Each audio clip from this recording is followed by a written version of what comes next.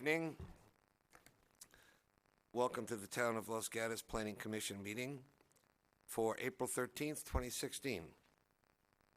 Please take a moment to silence your devices.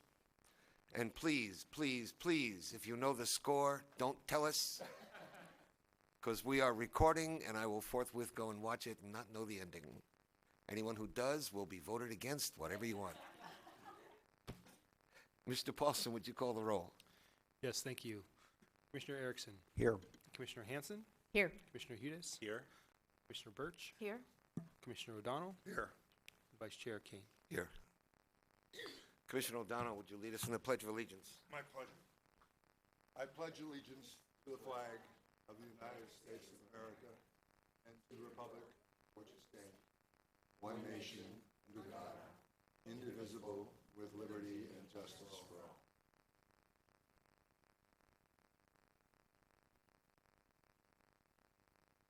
Mr. Paulson, do we have any written communications tonight? We do. We have a desk item for item number 1, item number 2, and item number 3. Have commissioners had an opportunity to review the desk items? Yes, good. Do we have any requested continuances? We do not, and that was actually item 2, 3, and 4, not 1, 2, and 3 for the desk items. Pardon?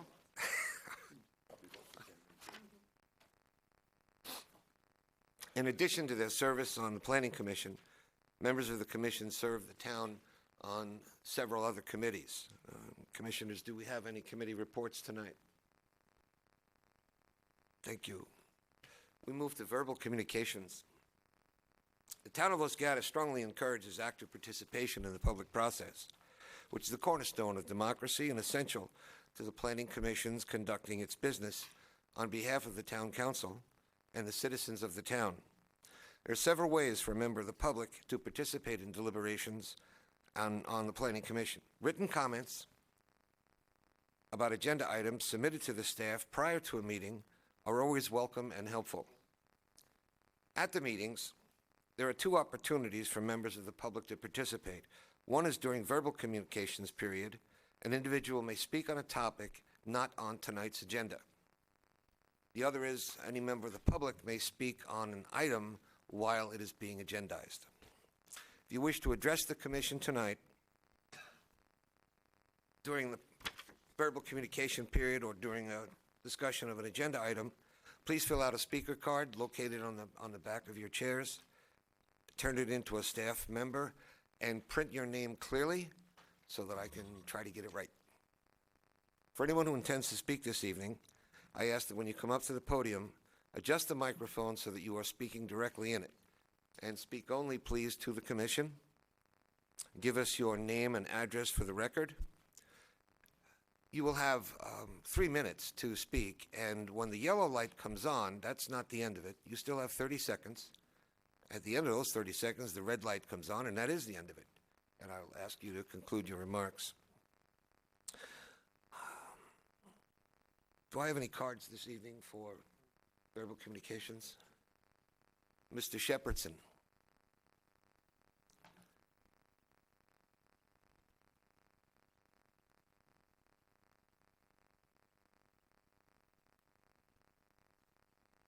Sir. Yes, Vice Chair Kane, John Shepherdson, 120 Oakrim, Los Gatos. So I'm just going to read a submittal that I made to the Mercury News, the main paper today, and I'll share with you. Perhaps they'll print it, perhaps they won't. But the heading was, Rich Los Gatos in Worse Financial Condition in History. In the late 1990s, the state passed pension increases, which were big for police officers. Los Gatos has lots of officers per capita, and many in our community are wedded to having it so, especially the foundation, our mayor, and council, or most of them. Los Gatos matched the state pension increases. In 2003, we had 0 unfunded liabilities. Now we have $54 million in employment-related liabilities and no money to fix 17% of our roads, which are in poor or very poor condition. So what is the answer? The answer that the town has been providing by its actions so far is big developments to support the police budget and to fund other town services. Hence, because we have big developments, we have exploding traffic and financial and political pressure to approve a large North 40 development. If the citizens continue to want a big budget police department, then we must be honest with ourselves and accept the cost of that.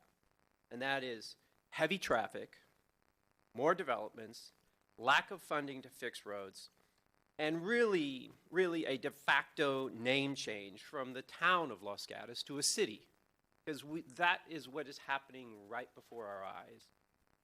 We're like a frog, and the water is gradually being turned up. If the frog's thrown in hot water, they'll jump out, but if it's gradually raised, the frog will stay in the water and just get cooked. So it's simple cause and effect. And as a community, we have little justification to complain about the loss of the charm of Los Gatos when we, as a community, were the authors of our own doom. Thank you. Thank you. Ms. Dorner, proud member of the Almond Grove District.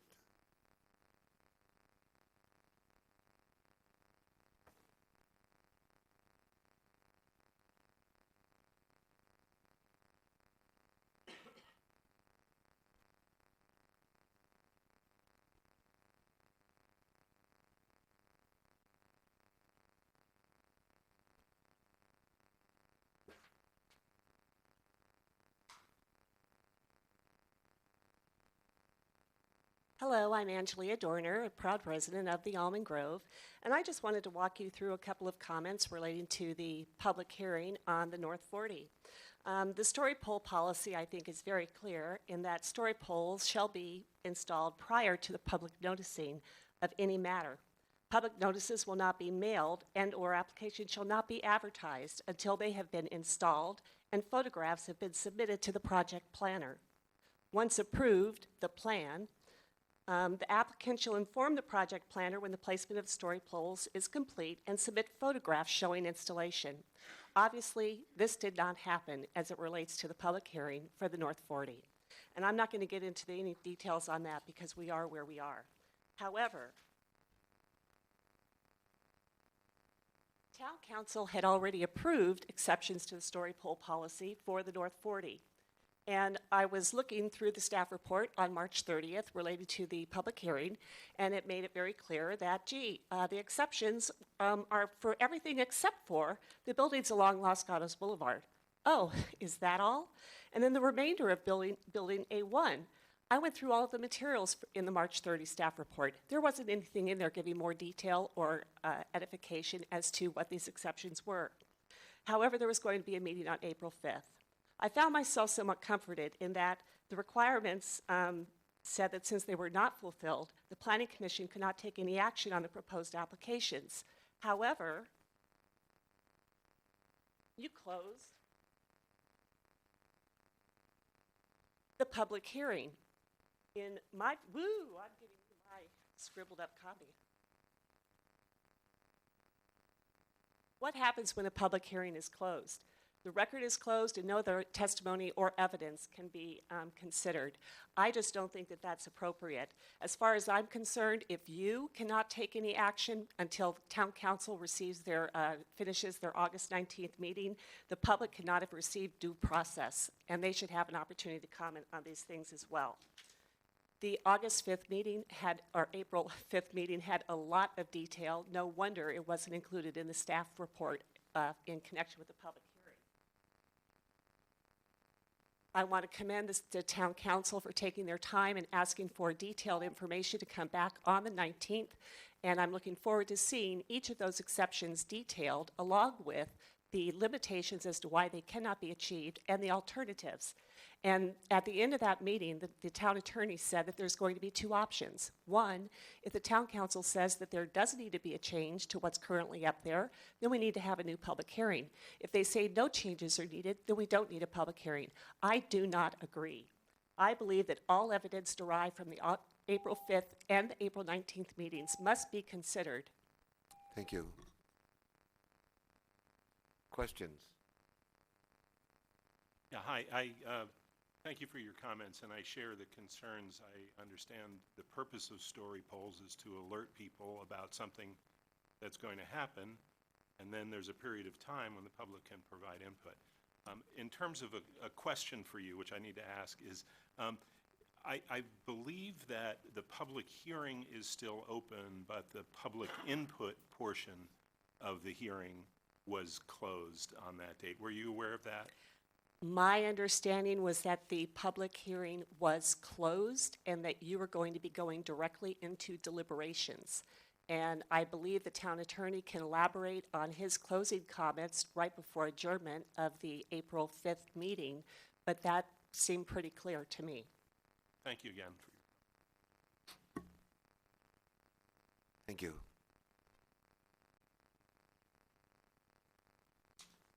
Other questions for the speaker? Did I see two hands earlier? No, just one. Okay.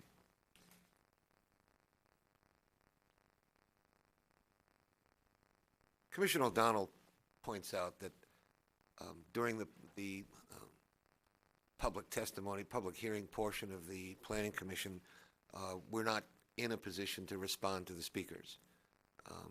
So we don't. Thank you. Otherwise, we'd be talking to everybody all night. We move to the consent calendar. We have two items on the consent calendar. Any member of the commission or the public can request an item be pulled from the consent calendar, and it'll be heard in due process. I have two cards on item number 2 on our agenda, 663 Blossom Hill Road. I presume that means we've pulled that item. Item number 1 is approval of the minutes. We have two sets of minutes, March 23rd, 2016, and a special meeting of March 30, 2016. Any comment, any issue? Then I look for a motion. Commissioner? I move we approve the minutes from the meeting of March 23rd as well as the special meeting on March 30th. Do we have a second? Second. Thank you.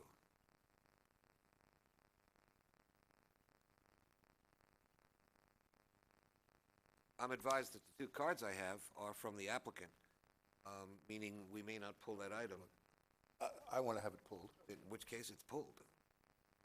Okay. So we'll vote on the minutes. All those in favor? Aye.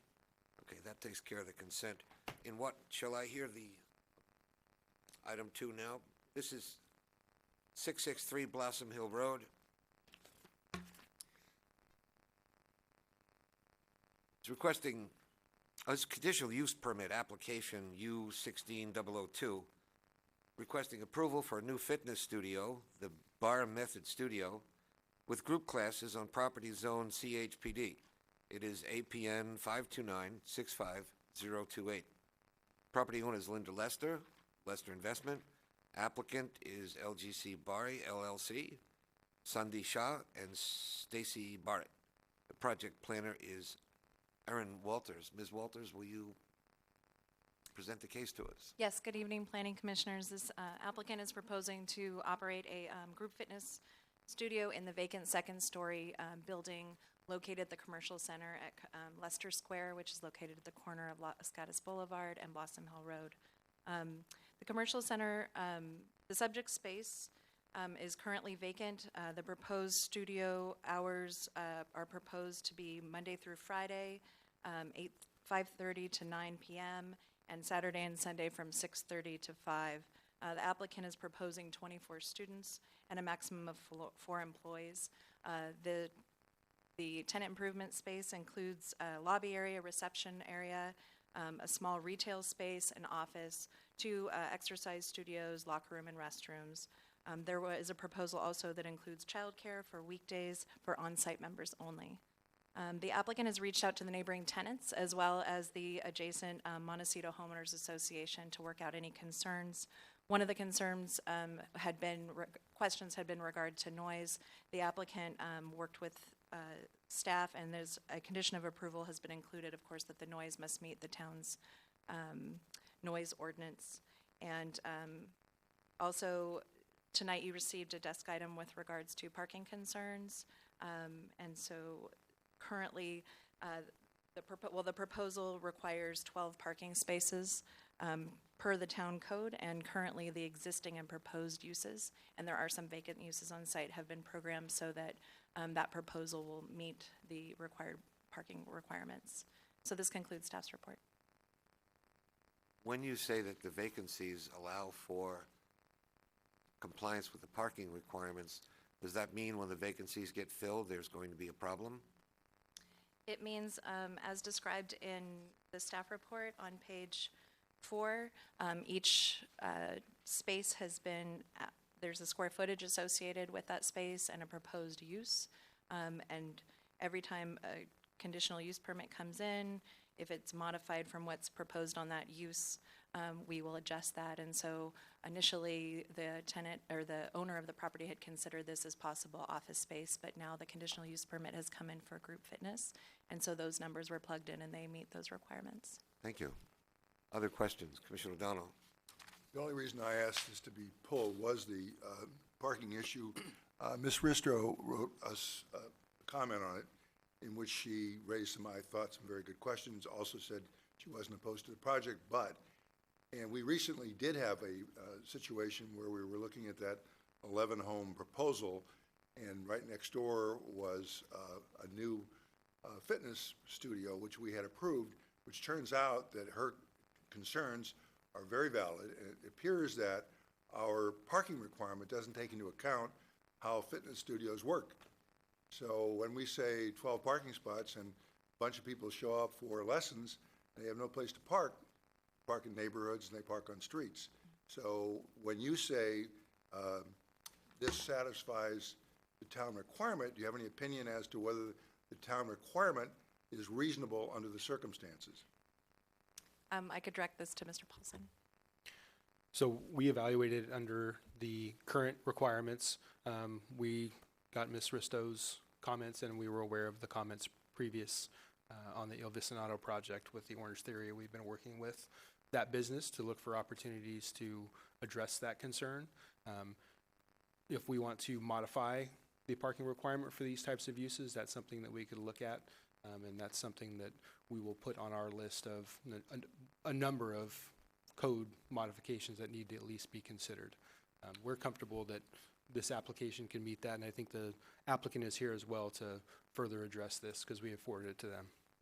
It appears to me, and if you don't mind, I can just follow up.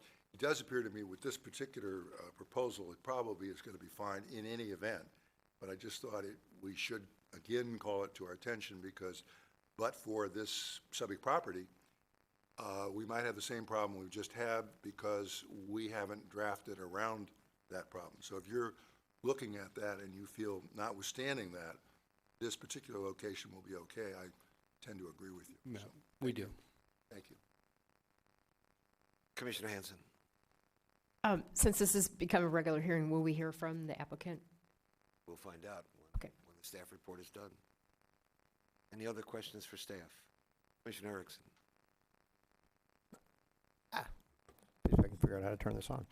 So just as a matter of recollection and to reinforce the question about parking, at the time that the development was passed, the commission had quite a bit of concerns, as Mr. Paulson will remember, about the parking at that and the credit back from the residential and that kind of thing. So it seems like to me that there's some work, so we should be sensitive about this issue because it's not clear to me that it will over the long haul work. I understand what the present guidelines say to us, but it seems to me that's why it's particularly important to look at it in this context. With this is a great example.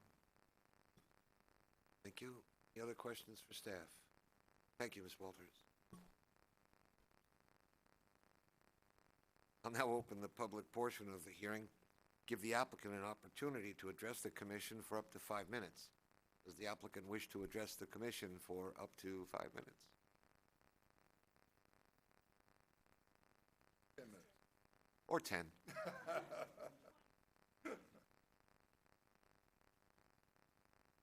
Give us your name and address, please. Stacey Barrett. I'm Shadden Saw.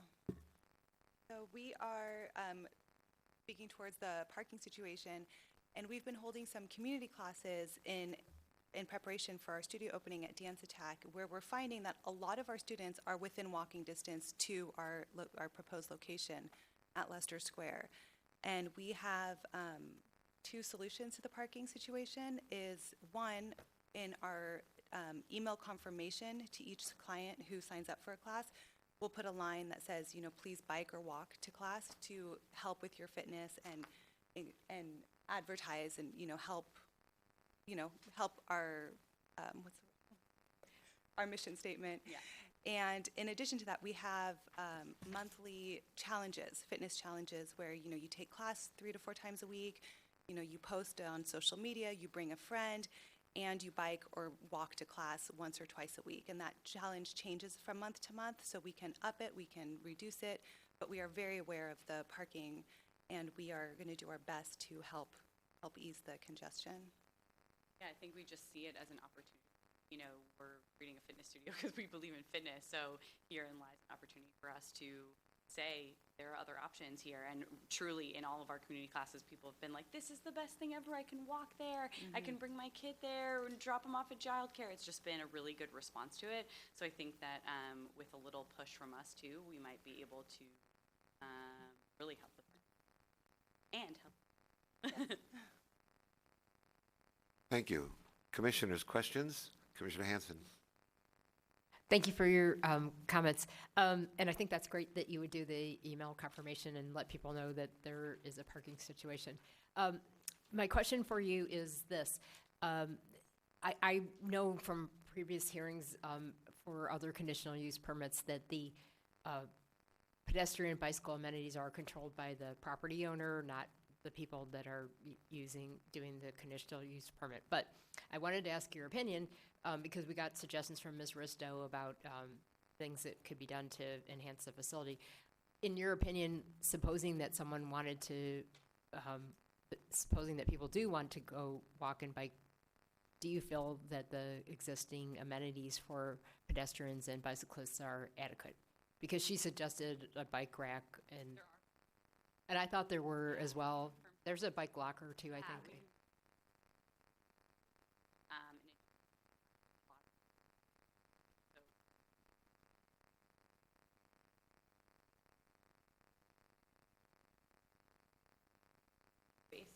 So basically you're saying you're comfortable that people could actually walk and bike safely to... Yeah. Okay. Thank you. Other questions? Commissioner Erickson. So my question is about the child care that you're going to provide, and I'll just claim ignorance about, because I'll ask a question that hopefully you know the answer to. So I don't know whether you need to be a licensed child care provider in order to provide, and at what point do you have to be licensed to do that? And then I'll later have a question, just so you know, for the staff, how that fits into the parking requirement, because at some point if you're, how many children you're anticipating taking as a maximum number, and I didn't see on the drawing either where you anticipate providing the child care, unless I couldn't find it on the drawing that was there, but it isn't noted on the drawing as far as I could tell, unless you're going to take one of the studios and make it and turn it into a child care facility.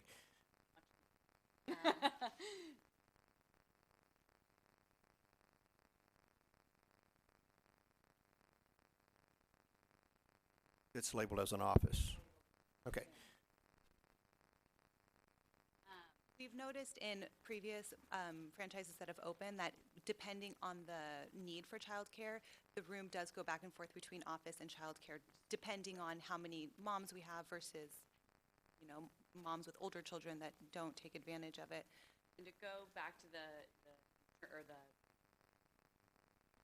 childcare, it's considered a kid's room. You don't label it as childcare. The rooms. parents are on site. Yeah, parents are on site. It's I would need both of you to speak to the mic sorry, so that we sorry. can hear. It's called a kids room, so it's not childcare because parents are on site. So you're not providing a service where a parent is allowed to leave. It's a maximum hour, and a parent has to be there. You know, they're taking class, but they're in the building. It's a max of 5 students. It's included in our insurance for, or 5 students, oh my God, 5 kids. It's included in the insurance for the building, but you don't have to have a license since a parent is always present at the location. Thank you. Thank you. Other questions? Commissioner Hodis. Following up on the, I think, important point that Commissioner O'Donnell made about parking and, you know, potentially we don't quite understand this type of business and doing the calculations for parking.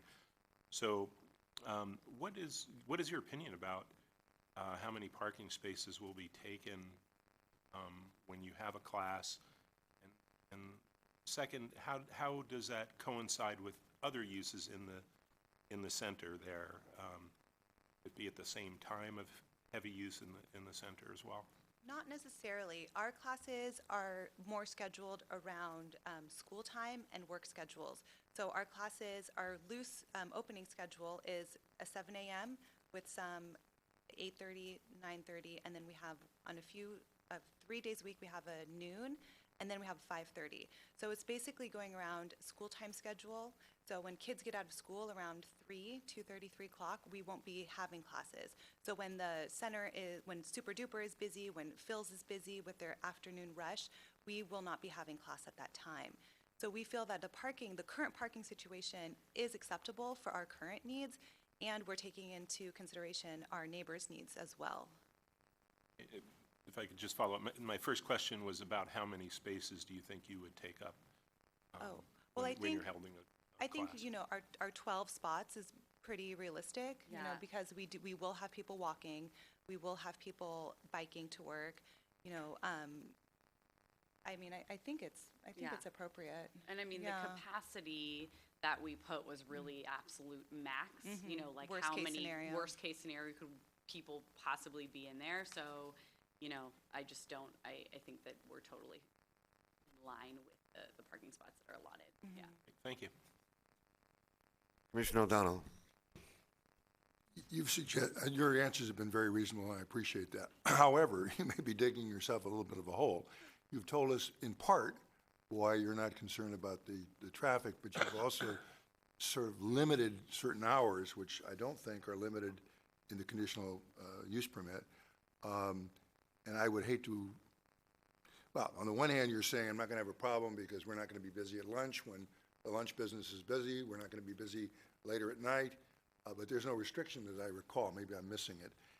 If we were to impose that restriction, which we could, particularly if you're offering it, but I'm not trying to hurt your business. So I guess I'm saying, how comfortable are you with some of the things you've just told us? I mean, we set those hours so that we do have flexibility with our business. You know, we're not open yet, so we want to be able to listen to people that come in, clients that request certain classes. You know, we're certainly looking to create a space for the community, and if we're not able to be flexible with the community, that doesn't serve us very well either.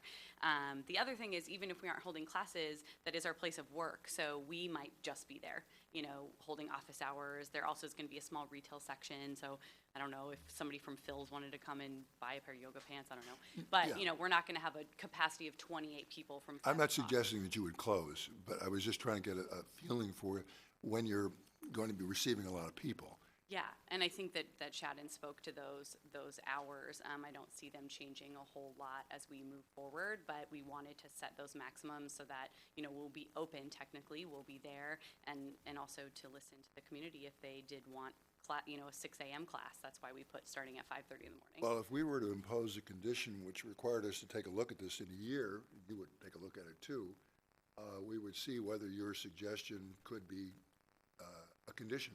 I don't want to impose any condition to you that will hurt your business. On the other hand, I don't want everybody's business there to be hurt if what happened at the other fitness center happens at your fitness center. So I may later suggest or ask staff if it would be possible that we could have a one-year window to look to see whether what you're doing, and you can see what you're doing too. You may come back and say, look, what we said doesn't quite work out. But if we just either impose those conditions tonight and not come back and look at it, that may not be fair to you. If we don't impose those conditions tonight and don't come back to look at it, that may not be fair to the other people. So I guess what I'm asking you is, if we were to impose a one-year condition, just as it's suggested we do, in other words, no restriction on your time other than what you've imposed, look at it a year from now, as that center gets filled, we could at that point see what impact we're having and see whether we have further limitations. I'll direct this question to staff shortly, but I just wanted to get your reaction if you have one. I think that's completely reasonable, and I think it's a reasonable request, as you guys said, that you want to discuss what parking looks like for fitness studios, that maybe it's a really helpful thing to start doing, to bring people back in and ask, what's going on at the center? You know, what's going on with fitness studios? Do you feel like this is an appropriate parking allowance? I don't see Well, any I problem. appreciate your attitude then. Thank you very much. Other questions? Thank you very much. Thank you. Thank you. I'll now invite comments from members of the public. Anyone wish to address this agenda item, please turn in a card. Seeing no, sir.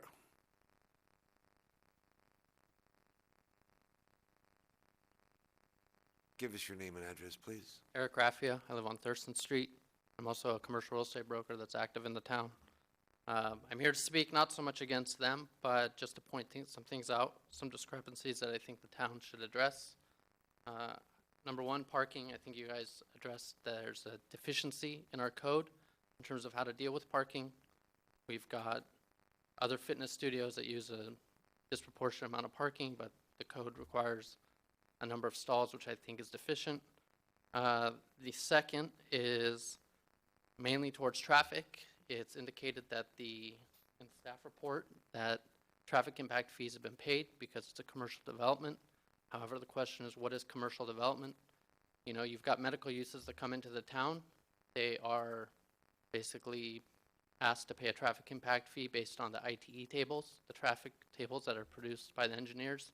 And health clubs generate the same as medical, yet they're asked, you know, the medical guys are asked to pay significant traffic impact fees. And I know that's been discussed in the town in the past, and we've had the sandwich shop that tried to come in, CVS. Many people have faced significant traffic impact fees based on their uses. So my question, I know you guys can't respond to the public comment, but my concern and question is, what is considered a commercial use, and how the town deals with that with respect to generating traffic fees, and whether it generates traffic or not. Thank you. Wait, let me see if there's any questions for the speaker. And please do turn in a card. Thank you. I will. Do you have any other speakers? Well, then the applicant has 5 minutes to add comments or rebut what was said if they wish. Okay. In that case, I'll close the public portion of the hearing and turn to the commissioners to see if there are any questions, comments, or a motion. Commissioner O'Donnell. Unless someone, other one has a question, I'm prepared to make a motion. I would move that we approve the project, find that the proposed project is categorically exempt from CEQA, California Environmental Quality Act, pursuant to Section 15301, and that's more specifically described in Exhibit 2. The findings which are required by Section 292190 of the Town Code for granting an approval of a conditional use permit has been satisfied, and we would approve the conditional use permit application with the conditions contained in the Exhibit 3, plus one additional condition, that being that approximately 1 year from the finality of the action tonight, we review that, staff review that, and if indicated, bring it back to us to tell us how the parking is working insofar as the representations tonight are concerned, to see whether we should impose any other conditions. So that would be my motion. Do we have a second? Commissioner Burke. I will second the motion, and I would like to just make a couple quick comments. I appreciate the fact that the applicant is going to ensure that on any emails or things going out that you remind your customers to please walk or bike. And I'm going to ask that you add a little note onto that in the mornings during your class times. That corner is particularly busy with school children. And from experience, my children have had near misses in and out of that center. So I would ask that you also add a note to your customers to watch for children biking in the mornings. That's a really busy corner. So it's just a request, obviously nothing to add to the motion, but a request of the applicant. Commissioner Hanson. I'm happy to support the motion. I would, not to amend the motion, but I'd like to see, is there some way we can make a comment for, that town council should look at the parking requirements for fitness and gym type organizations, because it seems to be a ongoing problem and it isn't addressed by our current code. So I wouldn't want to change the motion by that, but can we make sure that's in the comments? Yes, it definitely will be in the comments. I will speak with the town manager to look for a way to address that. The other thing I'd offer is we have a number of these type of facilities in town. We happen to have a successful one on the corner of Shannon and Los Gatos Boulevard that has recently created challenges. We don't get the same kind of comments regarding the multiple other similar establishments we have in town, so that may just be a function of either their success or their specific location and the parking specific to that site. But we definitely will take a look at it in general. Okay. Thank you. Commissioner Erickson, you had your... So I'd like to ask the maker of the motion, the seconder of the motion, if they would consider amending condition number 12 that would place a limitation on the number of children who could be in the facility for childcare to a maximum of 5 and to a maximum of 1 hour, as the applicants Yeah, I have no suggested. objection to that as the maker, and I would say that we should adopt remarks of the applicant, because they're the ones that said maximum 5, 1 hour, parents are on site. And so the motion should reflect that. The maker would agree with that, if the seconder does. Yes? Yes, I do. Okay, thank you. Other discussion? Why don't we vote on the matter? All those in favor? Aye. Aye, passes unanimously. Other appeal rights, Mr. Paulson? There are appeal rights. Anyone who's not satisfied with the decision of the Planning Commission can appeal that decision. The appeal forms are available in the clerk's office. There is a fee for filing the appeal, and the appeal must be filed within 10 days. Thank you. We move on to new public hearings, item number 3.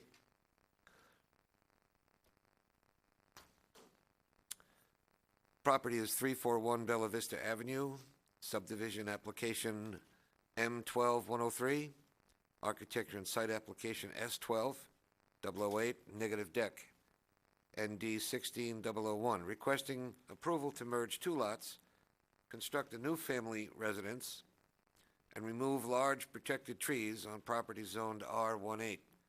No significant environmental impacts have been identified, and a mitigated negative declaration is recommended. This is property APN 529-23015. Property owner is Jake Peters and Dan Ross. The applicant is Dan Ross. Project planner Marnie Mosley. Ms. Mosley, we give staff report tonight. Of course. Good evening, Commissioners. The site contains 2 legal non-conforming parcels. In 2011 and 2012, the Planning Commission considered a development proposal for the site, which included 2 multi-story residential units, an exception to the maximum permitted FAR for the property, and a variance for driveway width. The Planning Commission denied those applications, and the Town Council considered the applications on appeal in 2012. The Town Council upheld the Planning Commission's decision based on the Planning Commission's concerns regarding massing from the rear, size of the homes, and the FAR exception required, as well as safety for pedestrians on Bella Vista Avenue due to the reduced driveway width. The applicant submitted a new application in December of 2012, which includes a lot merger and construction of 1 single-family residence. The proposed residence has 2 levels of living floor area with a garage above. The proposed floor area does comply with town code limitations. The driveway is proposed to be constructed above the grade and at an angle to reduce the slope below 15% as required by the Hillside Development Standards and Guidelines. The lowest level is proposed to be predominantly cellar, and is only exposed to the rear and the side patio. The proposed residence has a max height of 22 feet 9 inches and a stepped height of 33 feet, which is in compliance with the Hillside Development Standards and Guidelines. There were several geotechnical investigations and several peer reviews of those reports, and those are included in the initial study for the proposed development, which is part of your packet. There are 3 significant tree removals which are required as part of the project. Those trees do cover the majority of the site, and locating a building that wouldn't impact one or more of those trees would most likely be infeasible on this site. Staff has reviewed the project for compliance with town standards and guidelines. And with the exception to the development on the slope greater than 30% and the limited retaining walls above 5 feet, the project is in compliance with the Hillside Development Standards and Guidelines and the relevant sections of the general plan. Based on this analysis, staff recommends the Planning Commission approve the proposed project subject to the attached findings and conditions. This completes staff's report. We are here if you have any questions. Thank you. Prior to questions, have all the commissioners had an opportunity to view the site? Are there any disclosures? Commissioner Hodis. I had incidental conversation with neighbors while I was visiting, but I did not discuss the project with them. And I myself visited the site and was given a tour of the location, the back trail, some balcony views, bedroom views. Nothing consequential on the case. Any others? Thank you. Questions for Ms. Mosley? Commissioner O'Donnell.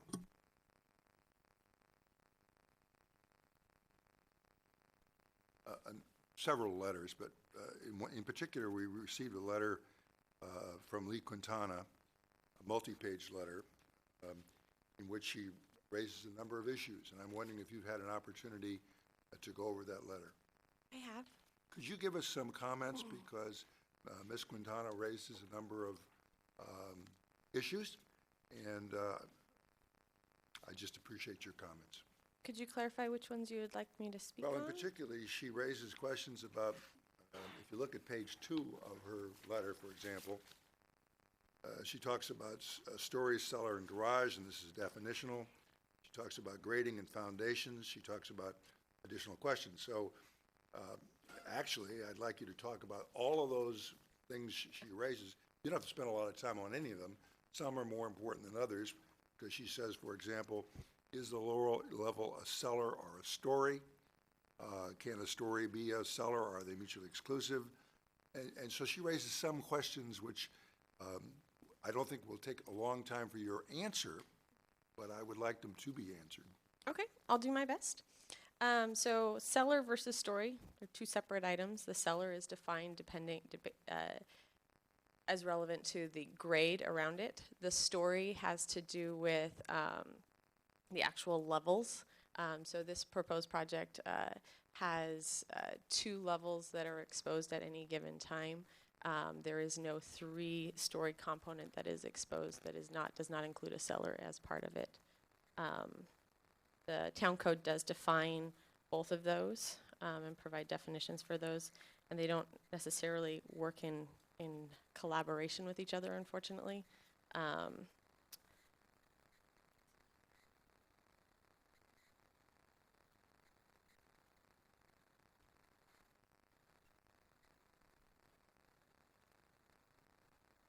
If it would help you, I could just pull out some of the ones she asked. Sure. For example, under additional questions, she says, why is the setback line along the east side measured from the edge of the pavement as opposed from the property line? So the setback line is the required setback line. They may be providing a proposed, as far as a visual representation of how far away from the physical right-of-way they're providing, but the required setback line is from the property line, and it's actually reduced by, so it's actually only 12 and a half feet because of the slope differential. So the town code does allow a 50% reduction in the front setback when when the slope is more than 10 feet, or I'm stating it wrong. So when the elevation from street level to within 50 feet of the property is 10 feet or more, you can reduce the front setback in half. So town code allows for that provision. I knew I was saying it wrong. I couldn't remember how far in the lot that Other dimension questions? went. Commissioner Hanson.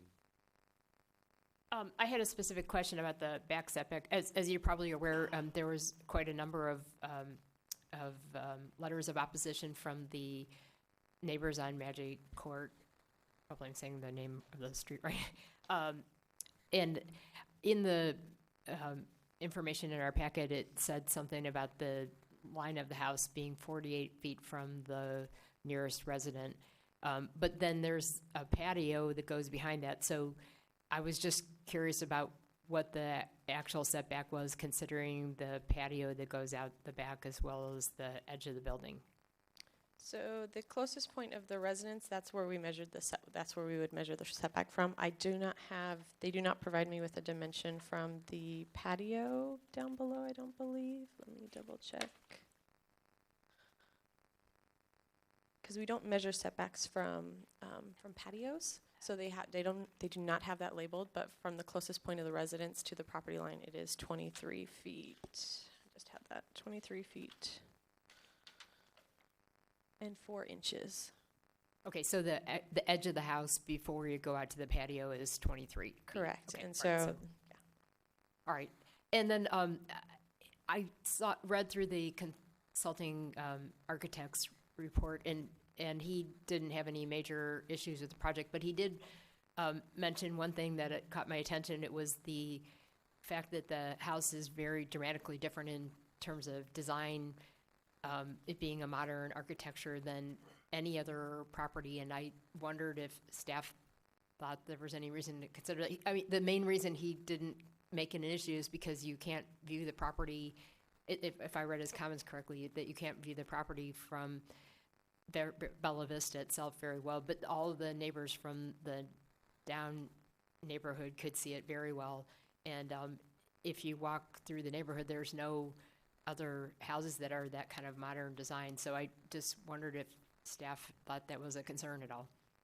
So what I believe the consulting architect actually mentioned was that the modern architecture actually lends itself well to development on the hillside, because a lot of times those roof forms actually mirror or mimic the hillside. And so a lot of times it actually coincides better with our hillside development standards and guidelines, rather than a more traditional architecture style where you're going to have more ridges and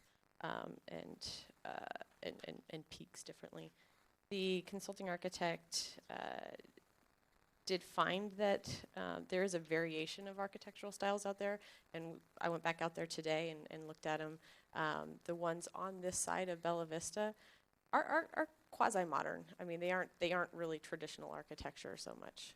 So I think there is a variety out there, and I think that is something the consulting architect took into consideration,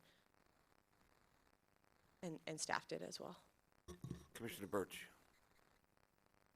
By any chance, do you know of some of the old soils studies that they did on the site, did they take into consideration the use of heavy machinery on the site?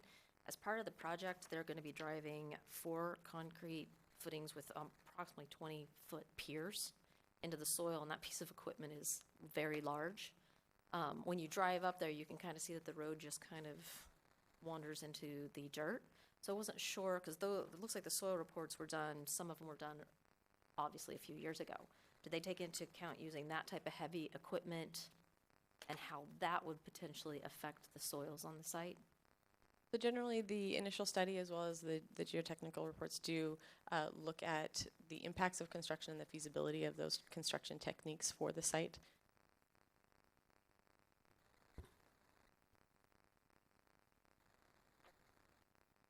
So unfortunately, the geotechnical consultant is not present for tonight's meeting, but the applicant may be able to speak a little bit more to that too. just ask a follow-up question then with that? Yes. Along with that and looking at the extremely heavy machinery that would be on that road, did they take into account the removal of trees, particularly those trees in that area with their erosion control? Yes. Okay, thank you. Commissioner Hudas.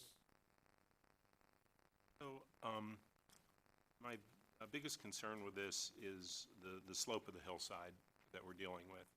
And I wonder if you could tell us, is there anything in the code that talks about how steep is too steep? And, you know, I know that in previous hearings, there were comments made about, is this a buildable lot, or is this well-suited for building on this lot at all?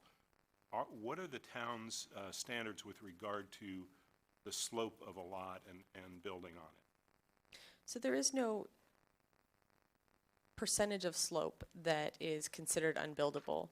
The Hillside Development Standards and Guidelines, and I looked at it earlier now, if I can find the page for it, where I know that one of the neighbors mentioned where it talks about hazardous Page 16. sites. That's where I was at, and I didn't see it. No, not Maybe 16. 23 of our Hillside Development Standards and Guidelines, sorry. It speaks to site-specific geologic engineering investigations that are required, which were completed as part of this project. And then it talks about construction shall be avoided in areas with geologic hazards. For example, slope instability and seismic hazards. Those are really referring to areas that have been determined to actually have those hazards. Those hazards were not determined to be part of the makeup of this site. It also is, there are sites in town, some of them I've had to work on, where there are fault lines. And so the state mandates specific setbacks from those. And so those are specific hazards that is really, I think, what this section of the Hillside Development Standards and Guidelines are trying to get at. And I'd just offer also on page 16, it talks about hazardous sites with a 30% slope that I believe was referenced in one of the letters that you received today. That's number 6 on page 16. Yeah, that's where I was going to go, Mr. Paulson. Sorry. On page 16, which I'd referred to you before, the 23, avoid hazardous building sites, building in areas with more than 30% slope, or areas containing liquefiable soil, bearing capacity, site potential, blah, blah, blah, shall be avoided. Now, you know, I've served on a commission for a while. I'm passionate about the passionate Hillside Standards and Guidelines, and we normally do not support 30%. We've accepted it as a rule of thumb. Staff report says this is an average of 53%. So what that means is if another spot is 40%, this is 60%. Another 30 is 70. I mean, I haven't seen a project this steep before. Mr. Paulson may. But for members of the public, are we losing the meaning on hillsides when you make the obvious statement that there's no prohibitive slope? And I guess if I said 180, hang it from a rope. Where do we, an average of 53%, I have no memory of anything like that before. How do we get around that? Or how did you get around that? So there are many examples on that side of Bella Vista where this type of construction currently exists and has already been implemented on slopes, very similar to this site. And at the end of that, number 6, it also says, unless no alternative building site is available. So it talks of, it says this is where generally an LRDA should include, as far as we want to do what we can to reduce development on slopes over 30%, but within those constraints, where is the least impactful location on this site? Well, let's talk about LRDA. The Hillside Guidelines goes at length to say, find it. Find the one spot where you can build something, and you'll be pretty much restricted to that on a percentage of the footprint of the house. There's no LRDA on this site. There is nothing that fits within the 30% slope or as defined, but there is still what you can look at and analyze and determine is the least impactful location on the site. But yes, there is nothing that technically conforms to the language within there. Commissioner Hudas. following up on that point, and on page 6 of the report, it says that as a result, the site does not contain any area that complies with the LRDA requirements in the HDS&G. Does that preclude building on that site? No. Explain to me why you can make the statement that there's no area that complies and yet you can build on it. Rob, you want to weigh in a little bit on what that means to say that you can't build on a site in town? So there's many reasons why you can find a lot is not buildable. You know, topography is one of them that you're talking about right now, the slope.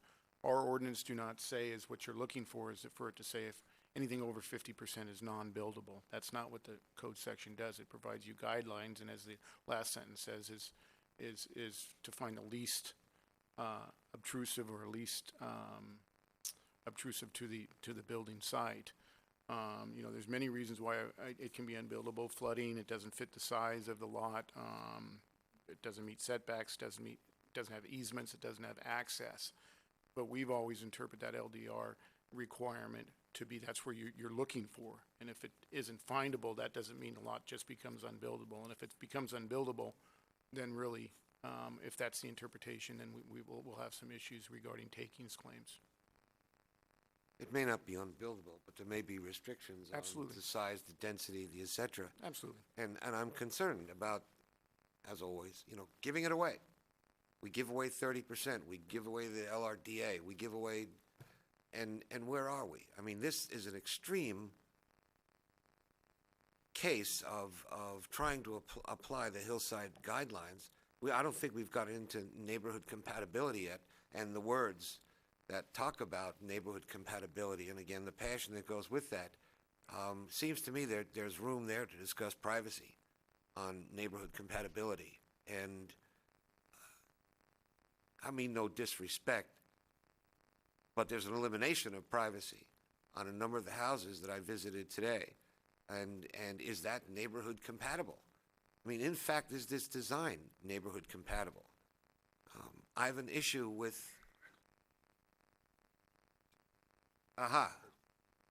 why not? Oh, well, thank you, Ms. Mosley. Anything else? Commissioner Hanson. You mentioned there was other properties that were set down the hill from Bella Vista. I saw one, I think it was 313 or similar address, but there's more than that. And then my second question was, are there other parcels out there that are on that slope that we're going to hear from in the future? Or is this the last buildable possible lot that's zoned for residential? So there are some unique lots where the roadway where Bella Vista went in split some remnant pieces, and you see about a 500 to 1,000 square foot sliver that's owned by the person on the other side still. And you see the same kind of thing out on Glen Ridge, whether or not that was intentional or was, and is to the benefit of those existing property owners. That's what Glen Ridge owners would say. I can't speak to I think there's two other little tiny ones, but are very different scenario. The other sites along Bella Vista is the 331, 333 site. That's a single family residence with two secondary units on it. And then there's one that is a little bit further down, closer to Caldwell. And when you look at it from downhill on in the Magi Court development, they look pretty close to each other, but they look further apart when you're up on Bella Vista. So those are ones that are already built. Correct.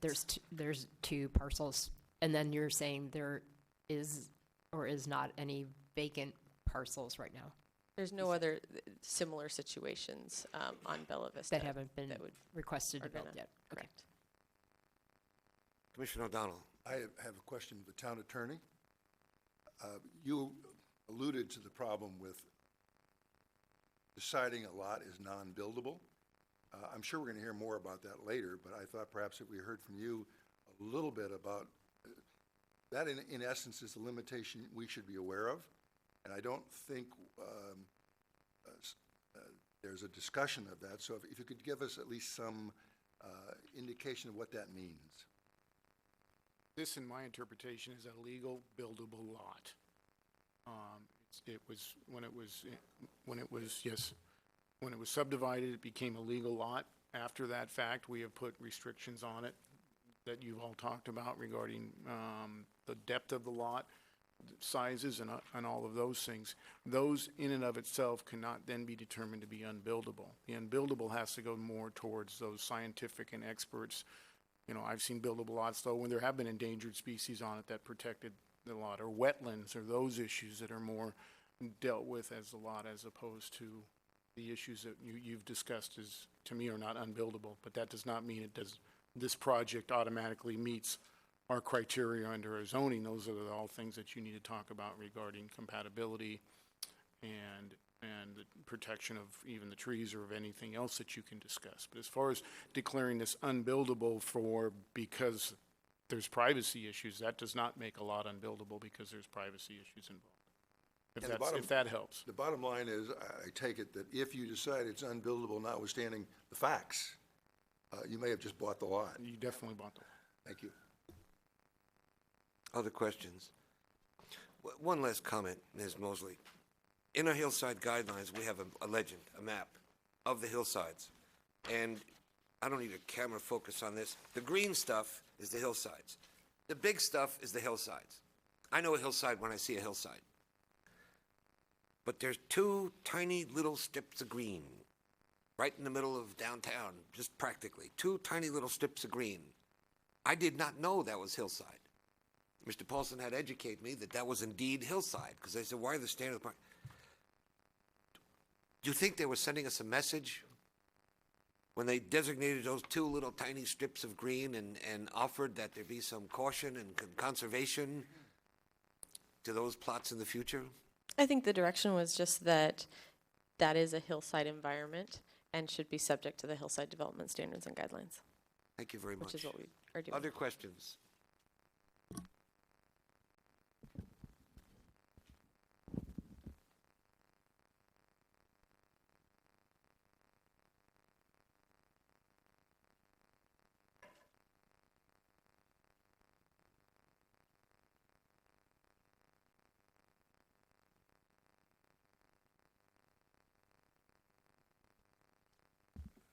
I'm Bart Heckman. I'll be representing the applicant, and I have turned in a card.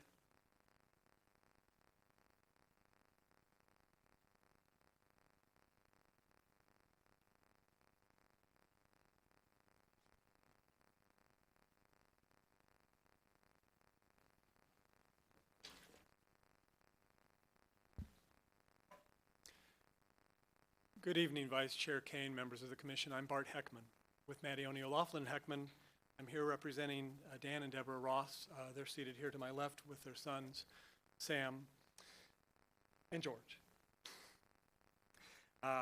As you may know, the Rosses have lived in Los Gatos for the past 16 years and have been working on this home approval process for more than a decade.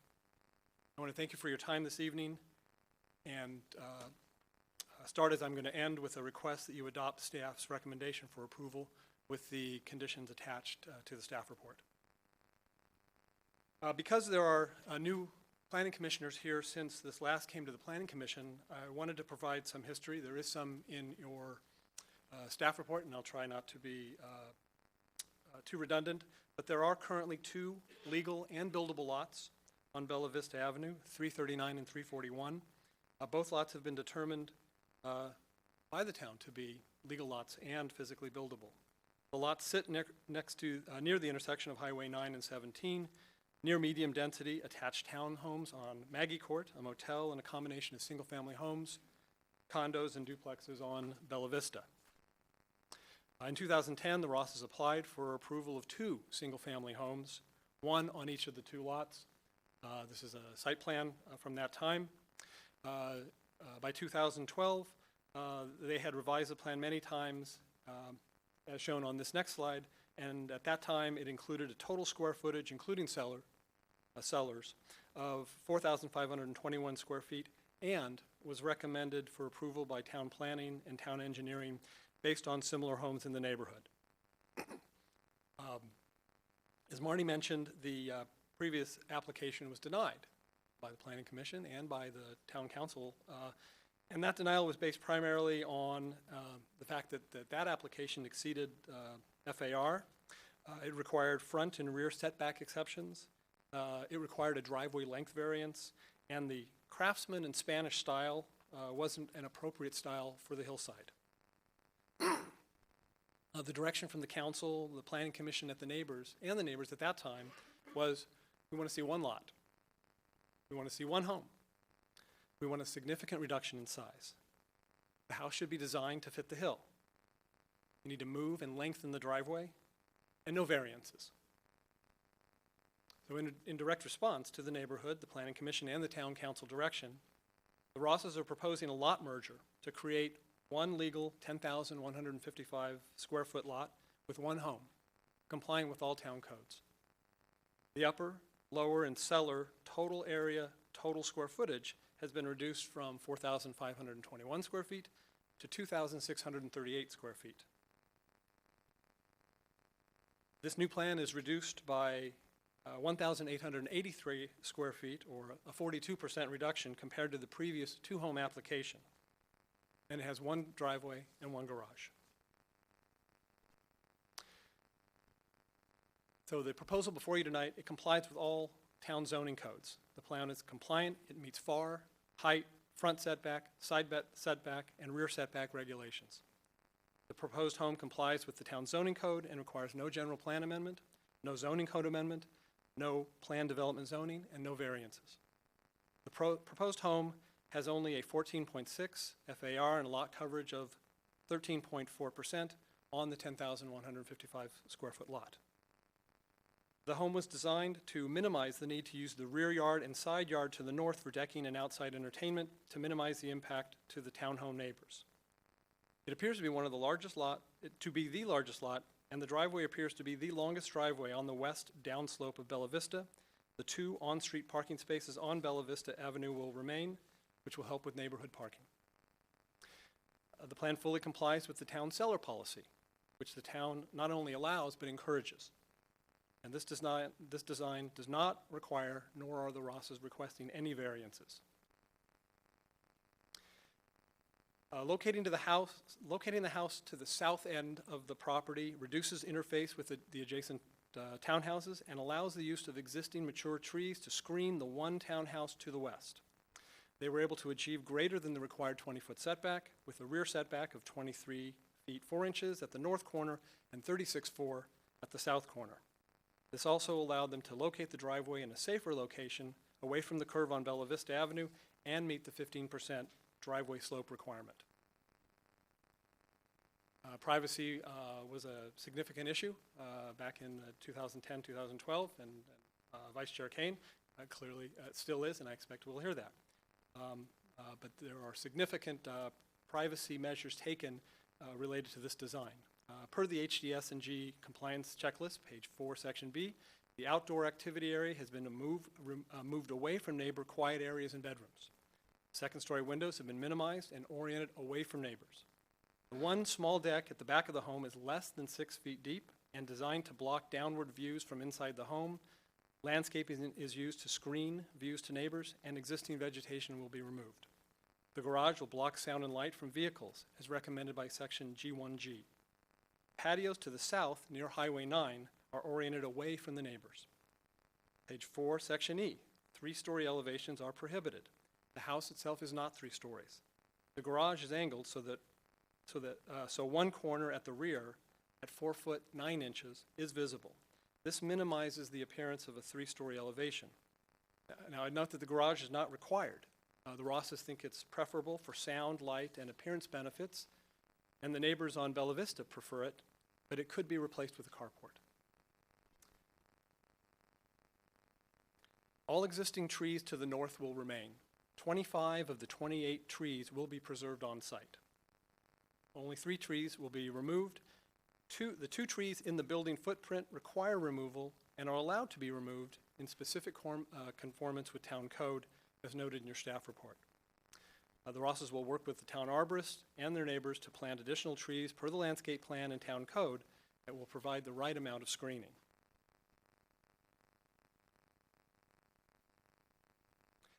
For the purposes of the least restrictive development area, the LRDA, the home is sited on the most appropriate area within the building envelope in the area furthest from the neighboring properties. Given the site and slope greater than 30%, the home is in the least impactful location as noted in your staff report. The house is not visible from viewing platforms. It sits lower than existing tree heights and won't block views of the Los Gatos hillside or create new shade pattern. The drainage plan meets town code. Natural wood exterior finish will blend with the natural environment with an earth tone roof. Existing mature trees will screen townhome neighbors. Additional trees and shrubs will be added per town code. The existing trees to the north and south of the house will remain. The olive tree between the home and the Maggie Court home will remain. After meeting with neighbors on Bella Vista, the Rosses agree to plant trees that will screen the power lines. The oak tree near the power pole will remain. The window type and locations are sensitive to privacy.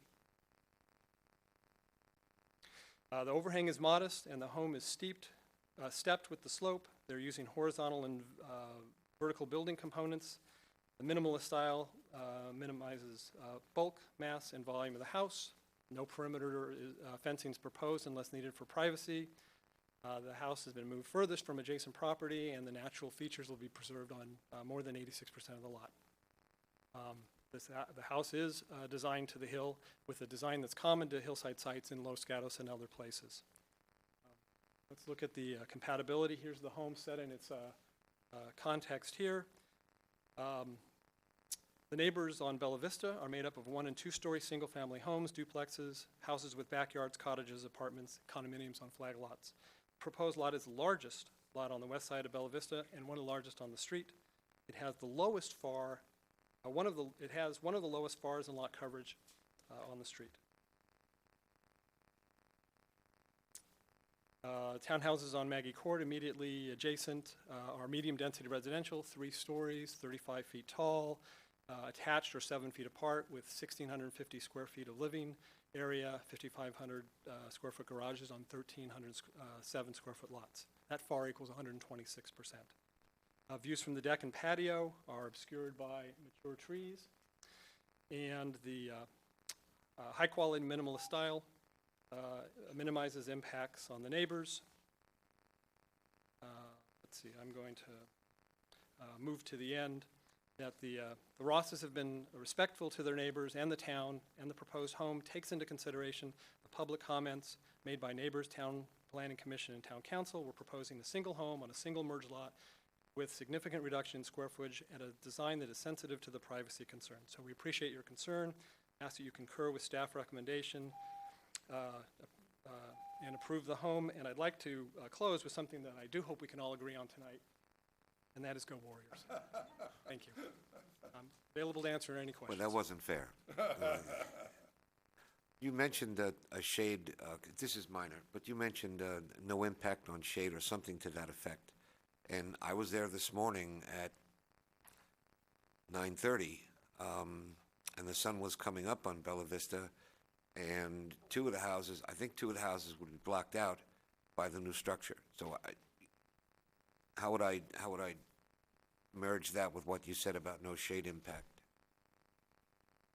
Shade study? So there's a shade study that is part of the plan set that's been submitted, which shows that the profile of the house is lower than the trees, so that the shade, so you would have seen at that hour homes being shaded by trees, and that shade pattern would continue. Not being clear. I stood on the patio of a house below it, and the house was between me and the sun. I moved to the left and the right, and there was the sun. I mean, I'm sure the shade study is accurate. I'm just telling you my experience this morning of the house was between me and the sun. And there was no tree between you and the sun, is what you're telling me, I think. A number of trees, but the sunlight came through them. Commissioner Hodis, did you have your hand up? Yes, I did. Thank you, and I particularly appreciate your presentation addressing the concerns that were raised by the council in the previous application. And in reading the staff report, it said the application did not address the concerns of the commission as it related to the FAR, and I think I heard some specifics on that. The house size, I think I heard some specifics on that. But the third point I didn't hear about, and that is massing from the rear. By approximately what percentage or how much has the massing from the rear been reduced in this application? Has it at all? So, well, Dan? 110, Excuse me, could you come to the mic and tell us who you are? went from 110 feet at the back to 68 feet total length. This is Dan Ross. Mr. Ross, project thank you. Yeah, thank you. And I guess I would be looking at massing in terms of area, right? Not just height or width, but what is the area of that back wall, that back mass, if you will? You mean the length of the back of the home? You're talking about a square footage? The length times width expressed in square footage? Do we have that figure? The length of the house is 68 feet, and the depth of the house is 20 feet. And the That's how height? The height at the north corner is 22 feet 1 inch. And is that consistent across the back? It's a good question. We just had a survey done on March 18th that verified the previous engineer's topography and survey, and I have it with me. It's 22 feet 1 inches at the north, and it's 17 feet and 6 inches at the south corner from So the current grade. That's something I would appreciate understanding, is how that concern of the council was in fact addressed. Is it more, less? And if it is less, how much less? So maybe it can't be answered tonight, but that's something I would need to understand. And I don't think we can give you two numbers tonight, which is clearly what your question goes to, other than to indicate that a couple things. One, the reduction of the square footage, which has been discussed tonight, is not all in depth. So some part of it is in a reduction of the linear function, if you will, looking from downhill. The other aspects of massing, of course, are the visible massing. And so a less wide house in trees will have less of it seen. And the third aspect is articulation. You always hear people break up the massing with articulation, and that is addressed, I think, in the architectural plan. Thank you. Commissioner Hanson? Thank you for your presentation, and I appreciate that you went through and addressed all the points that came up from the previous hearing. My question is this. There was a lot of comments made about modifications that were made to the new house design that would address the concerns of the neighbors. Based on the number of opposition letters we received from the neighbors, I was curious to what extent the applicant or anyone representing the applicant has actually sat down and met with the neighbors, shared these plans with them to see if you can mitigate some of their concerns, because I saw that our town staff did address all the letters and said whether they agreed or not, but especially since this applicant is saying that they want to live in the house, I would think they would want to make their neighbors as happy as possible, and I didn't see any evidence of meetings. So I would like to hear about that. It's a good question, and unfortunately, it's one of the things I cut as I noticed I was running out of time, so let me answer it. The Rosses notified the neighbors of their plans in the past, have done so again and offered to meet with any neighbor to review the plans. Each time the Rosses have interacted with the neighbor, they've expressed an openness and a willingness to meet. None have contacted Mr. Ross except Mr. Coughlin across the street. They had a good discussion. Mr. Coughlin wanted to retain the garage and asked that the Rosses plant some additional trees on the property, which they're willing to do. So invitations have been extended, just none accepted other by Mr. Coughlin. It's in the letter of justification that's in your file that we've had meetings since 2008. I've had the same email address, same phone number since 2008. There's one neighbor who has stated to me that he's the representative for the Maggie Court Group, and that anything would go through him. And I reached out and left a message for him. I did not receive a phone call back from him. I left notes on porches, and it did not hear back from anybody. And none of the other residents disagreed with his statement that he would be the representative for the neighborhood. So in our meeting in 2008, there was no two-way dialogue. It was a 90-minute meeting of them basically saying, why we shouldn't be doing anything on this site. And there was not an openness to have a two-way conversation.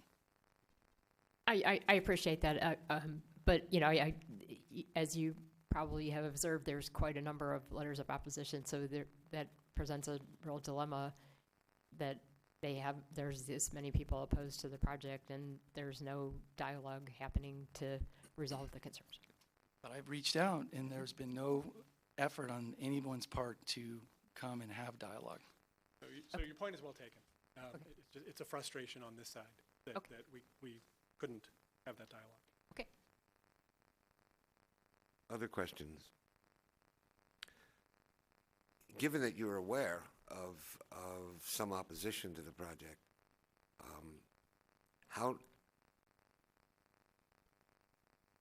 how could you propose to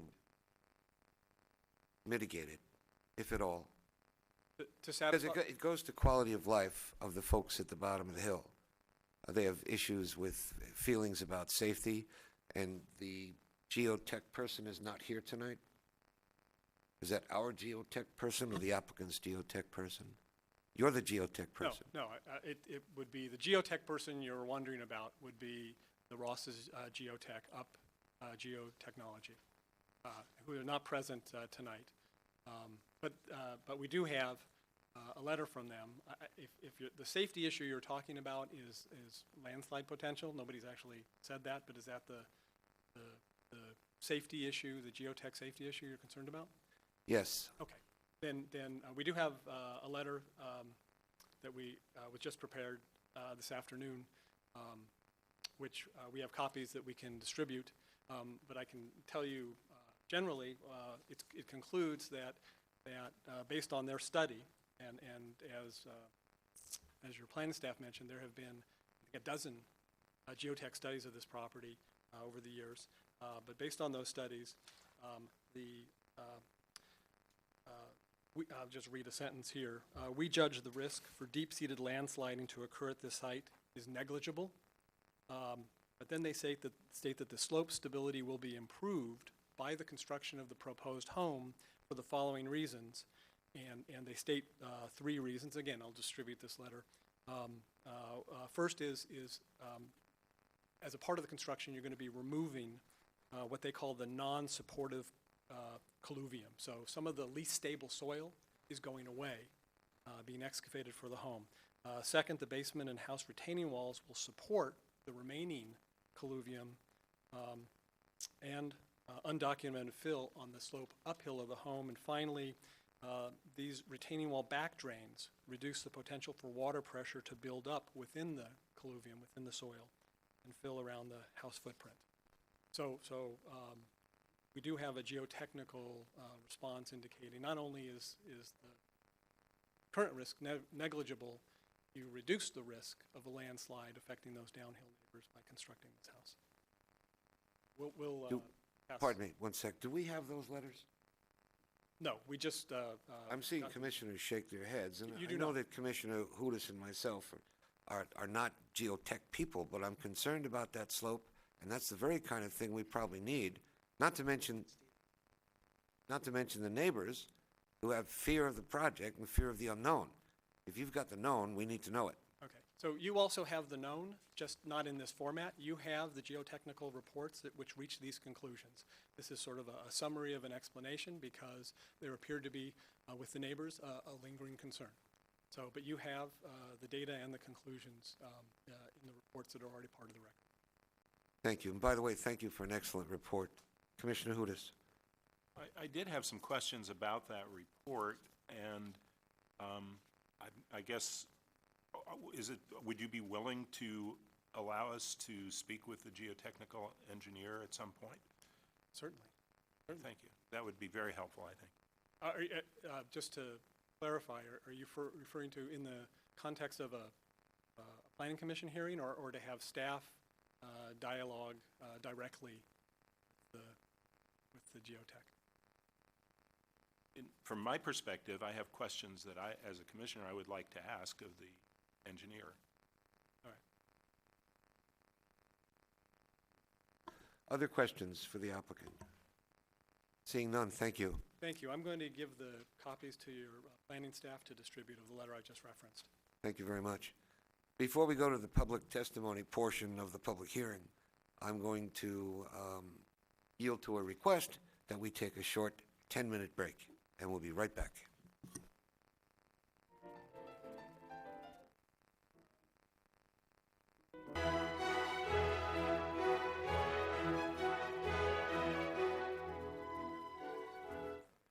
Can we take our seats?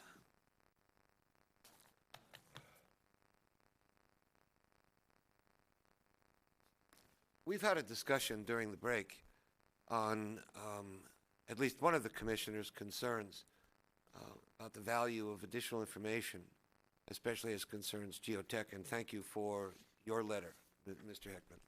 That was very helpful. And so it's our opinion that it would be prudent to get the additional information, to learn more about the safety of the hillside, for which reason the hearing will be continued to a date certain. However, given that you are all here, with the knowledge that when we continue the case, you'll be able to speak again, the question is whether or not you would want to speak tonight, and you have an option to do that. So I'll go through the cards. Anyone who wants to speak certainly can. Anyone who wants to hold their powder until we meet again, you can do so. And at the end of that hearing, the applicant will get 5 minutes tonight for rebuttal, and so on in the future. Counselor, did you have a comment? No, I think that described the situation. It's either that or we can go through the whole period and close the public comment and determine whether you want to make a decision tonight. But it certainly seems not only about question about the geotechnical, but there was also about the bulk and mass that I don't believe can be answered tonight. And there might be other things that you do after the public comment that I'm sure the applicant would want to know what questions need to be answered before he could get to the next hearing. Thank you. Commissioner O'Donnell. I just want the record to be clear, too. This was not a conversation among all of the planning commissioners. Yes. It was not a decision made by the planning commissioners. The chair was concerned about this, as I understand it, did discuss it with the town attorney. One or two of us were involved in this. At no time, majority involved. So, in essence, it's a decision of the chair, one I respect, but I want the record to reflect this was not a decision of the planning commission. Yeah, quite right. Yes.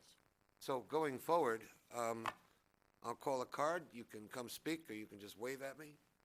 And know that we will be having the hearing continue to a date certain.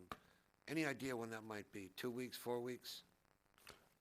We'll have to wait until the commission begins deliberation so we know how many questions we have and what kind of information we're looking for. All right, thank you. Yes. Yes. Since certainly there will be additional information that will come out from the applicant, you'll be able to speak about it. What we're trying to hope would occur is that if you have the same comments tonight and in the next meeting, you wouldn't repeat those exact same comments to keep the public hearing going and let us do our business. So as the chair used the word, if you want to keep your powder, if you want to keep your comments and wait for the next meeting, you can do that, or you can speak tonight. And in any event, if you want to do it at both, you will be able to. Given that we're seeking additional information, that additional information needs to be shared with the public. That may cause the same speaker to want to say something different. Mary Ann Lown? You'd like to speak? Then you certainly should. Am I first? Yes, you are first.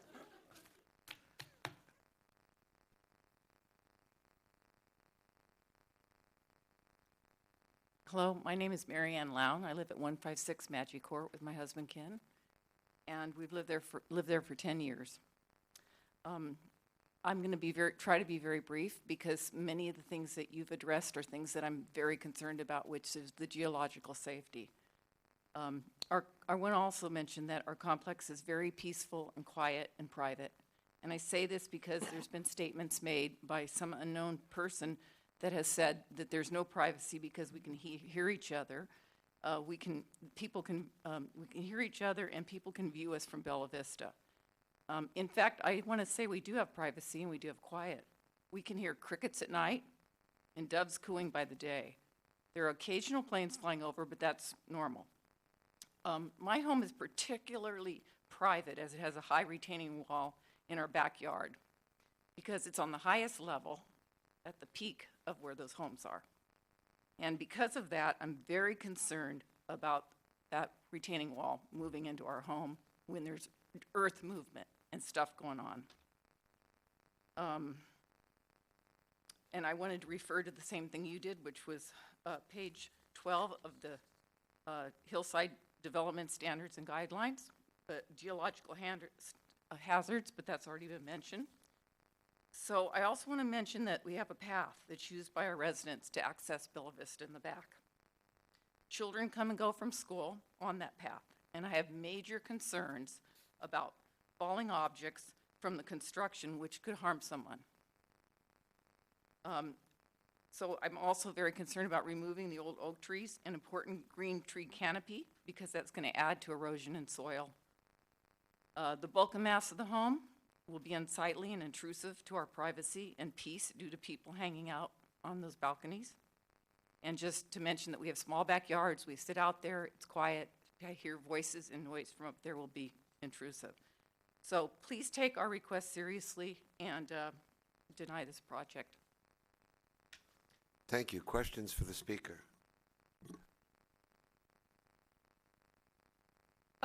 Would you be willing to meet with the applicant to discuss your concerns to see if they could mitigate them? Sure, if you'd be willing to. All right, thank you. Thank you. Other questions? Thank you very much. Natalia Skolskaya?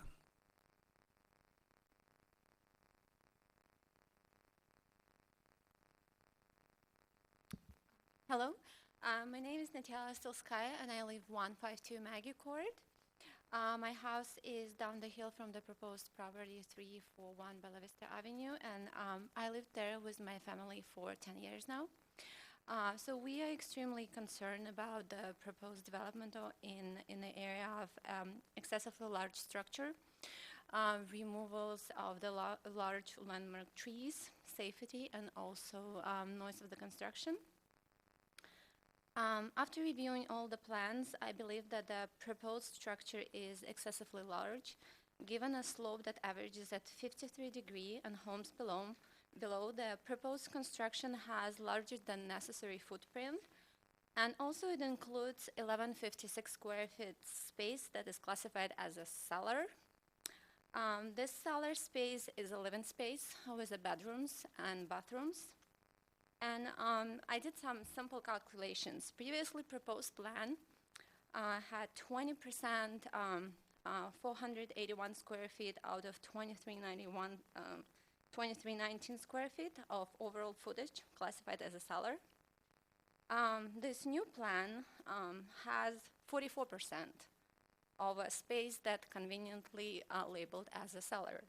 So unless we call it a winery, I don't see how it's a house with 44% of a cellar.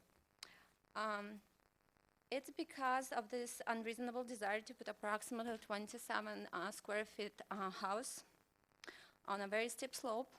Our neighborhood has to suffer a large construction project and also take the unnecessary risk to remove the trees, effectively ruining our beautiful hillside that we have today. As the guidelines suggest that removal of the tree and shrubs shall be minimized to the extent feasible, I do not believe that this is what is being proposed by the plan. Instead, we have the plan that suggests removing 3 biggest trees to the amount necessary to accommodate larger building.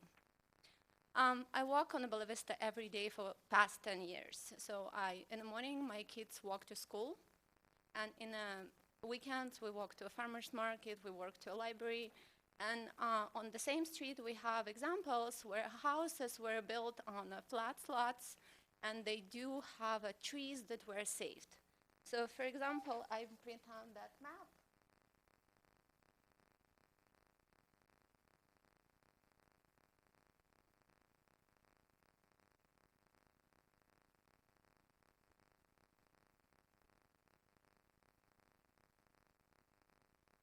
So there is example on 210 Cadwell Avenue and also 142 New York Avenue. So it's basically the same neighborhood, same street, and these recently built houses, 2012 and 14, and trees were saved. Thank you. Okay, We thanks. need to wrap up. Thank you very much. Deborah Chin?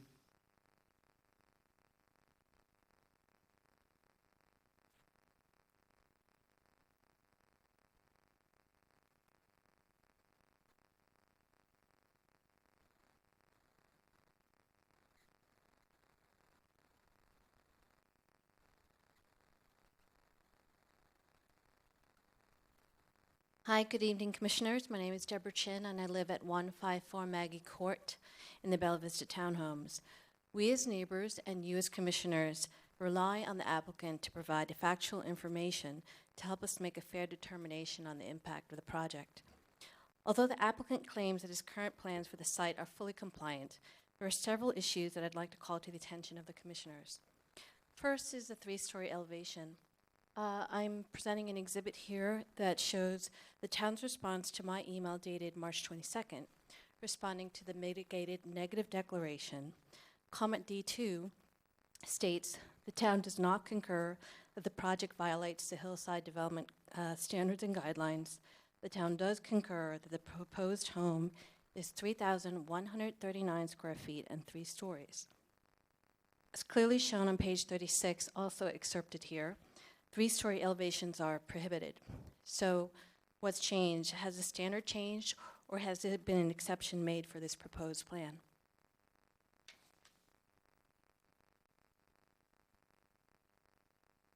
The cellar. We've talked a little bit about the cellar and attic policy. It was adopted with the intent to reduce the bulk, mass, and scale of new homes.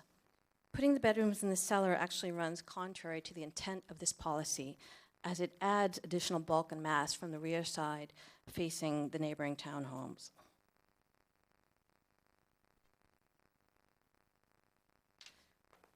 Continuing on the bulk and mass comment, instead of following direction given by the town council to reduce the mass significantly, the applicant has increased the size of this single home so that it's now 46% larger than the prior plans and 53% larger than the average homes on the west side of Bella Vista. And this is taken from an exhibit that was submitted by the applicant as comparable homes. Lastly, the rear patio retaining wall. Granting an exception to the hillside standards for a rear patio retaining wall is not warranted, since the bedrooms can be placed on the main level, removing the requirement for egress to a patio from the cellar.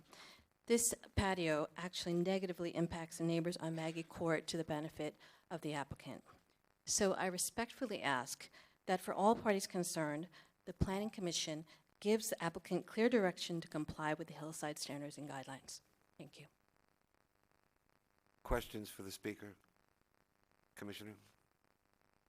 I had the same question I asked earlier. Would you be willing to meet with the applicant to come up with a design that that could mitigate your concerns? Well, I actually want to make a comment because there was something submitted in a document that called me out by name in terms of saying that I did not disagree that we had a spokesperson. I did not disagree or agree because I was never asked the question. And I was given a notice under my doormat 3 days before the hearing. Comments were required. I'm home every day, all day. I work from home. So I don't believe that there's a sincere desire to meet with us to address our concerns. But supposing that there was, you would be willing to talk about that, to come up with something, because, I mean, at the end of the day, the applicant has a right to build on their property, then it's just a question of what it is. So, but you would be willing to if they were willing on their side. Yeah, and I want to say that I'm willing to meet, but I am not qualified or interested in designing a home because I just don't know how to do that. I just know that it should be compliant. So True. And I probably misspoke. What I meant to say is if you have concern X, that they could say, we'll change this to address it. Sure, if the changes are to, meet these concerns, I'm willing to listen to them. Okay, thank you. I need to put this in the form of a question, so it's do you know? Do you know that it would appear to many people that the basement is a first floor? However, it meets the legal definition of a basement. And whether the language is inadequate or is being maximized in the advantage of the applicant, the fact is it's a basement. So we're stuck with that, and I just want to share that because I think it's important. I know what it looks like, but it's a lawful basement. And I guess I'm not debating the definition of a basement. My comment was around the 3 stories, and the town did reply to my letter acknowledging it was 3 stories. Thank you. Pat Tillman? Again, we have the option of speaking or waiting. Okay? First off, I've never represented I'm sorry. My name is Pat Tillman. I live at 150 Maggie Court. I live with Mary Badami, who is normally the chairperson here. Everyone here knows that, but in case somebody doesn't. So, in any case, Mr. Ross said that I represented to him that I represent this group. I've never said that. I've tried never to imply that. He came over to our house. He sat down. I asked him a lot of questions, and he gave evasive answers. His initial presentation, whenever that was, back in 2012, was very misleading. This presentation, I believe, is very misleading. You can't get the right facts out of here, and I don't believe we've been assisted by our town planners. I can't find comments in that report that address the community. They're all comments about Dan Ross and what he wants. I can give you examples.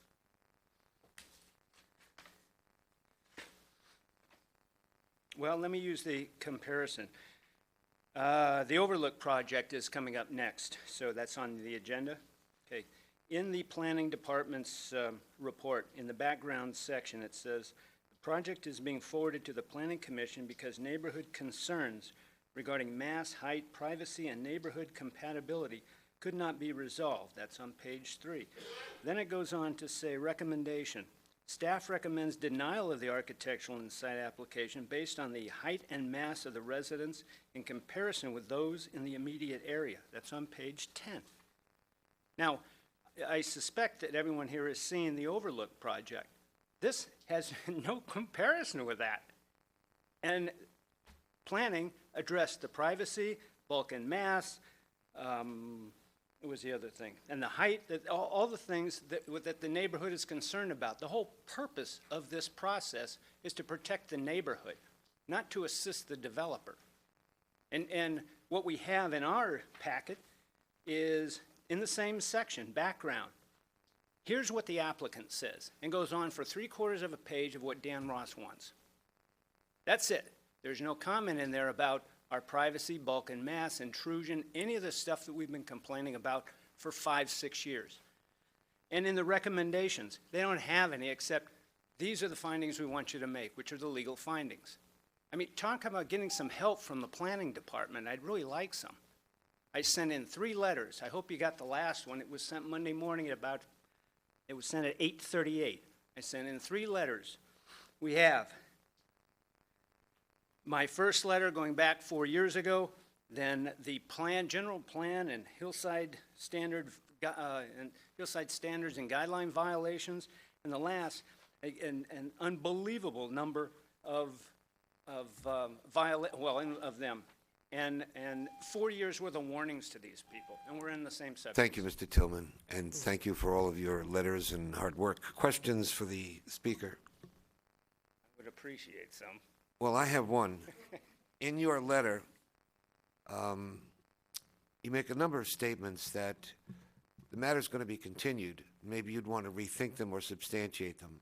On page 2, you talk about cut and fill and reference pages in the hillside guidelines and say both were exceeded. Yes. I don't see that, and I wish you would elaborate, not now, but if you could get back to us in writing, and get back to us as soon as you could in writing. I No, I did. think I It's on started that reading letter. this afternoon. It's on that letter. It's figure 9 in the mitigated negative declaration. The driveway and parking, you are saying exceeds 15% slope, inadequate line of sight. Yes. You know, tell us more about that, because I can't find it. I mean, Well, to say because that such and such is the way it is, I just wish you could substantiate it. I think it's a good letter. I can. It needs to be. I can do it now. Well, Denzel Washington said, "Talk to me like I'm a 6-year-old." Make it Well- black and white and clear. And number 8, All right. building height exceeds the 28-foot max. Now, staff said that's not the case. So, you know, those are 3 things. If you want to substantiate them, it would be helpful. Other questions for the speaker? But may I ask a question myself? Because those 3 items should have been directly addressed. The conclusion has been addressed, but the specifics have not been supplied. Yeah, for whatever reason, I didn't get it. So I'm asking Well, you to no. help I help me. supplied the specifics. I meant the applicant has not supplied those specifics. Shouldn't be allowed to walk up to this panel and say that parking driveway is less than 15% grade or whatever, 15 grade. It's far more than that. Thank you, Mr. Tillman. Thank you.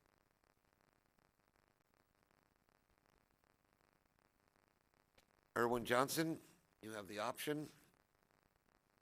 Oh, Erwin, sorry. You don't look like Johnson.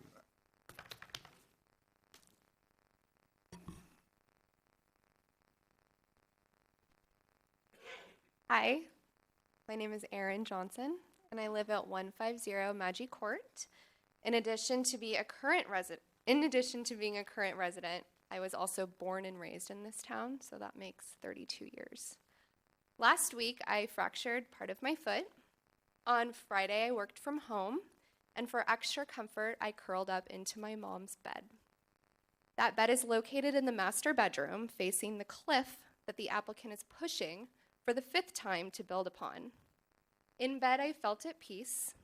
The 53% slope is an open, kind of rural space covered in greenery and beautiful trees, and one tree in particular is a 150-year-old oak that the applicant previously expressed to save. Now it could very well be destroyed.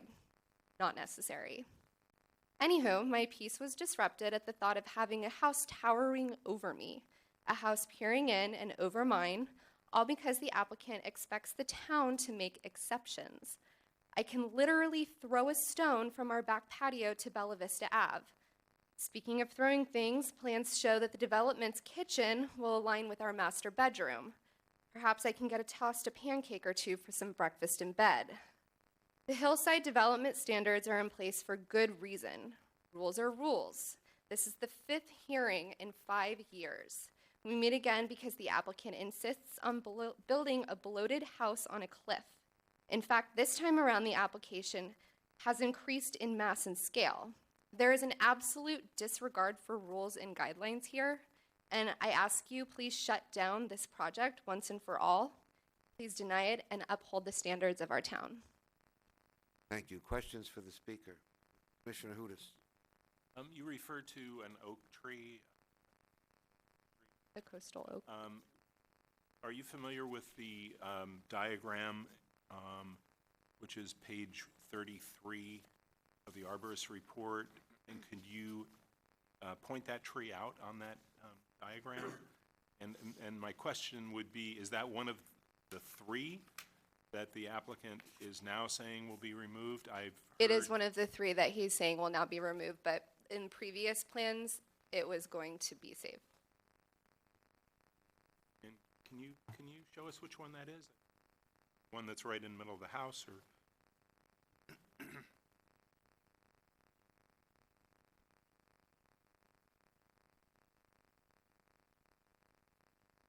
Number 2? And that's within the footprint of the house, is that correct? Okay, thank you. Other questions for the speaker? Thank you very much. Thank you. Nicholas Williamson, you have the option to go, no go? Go.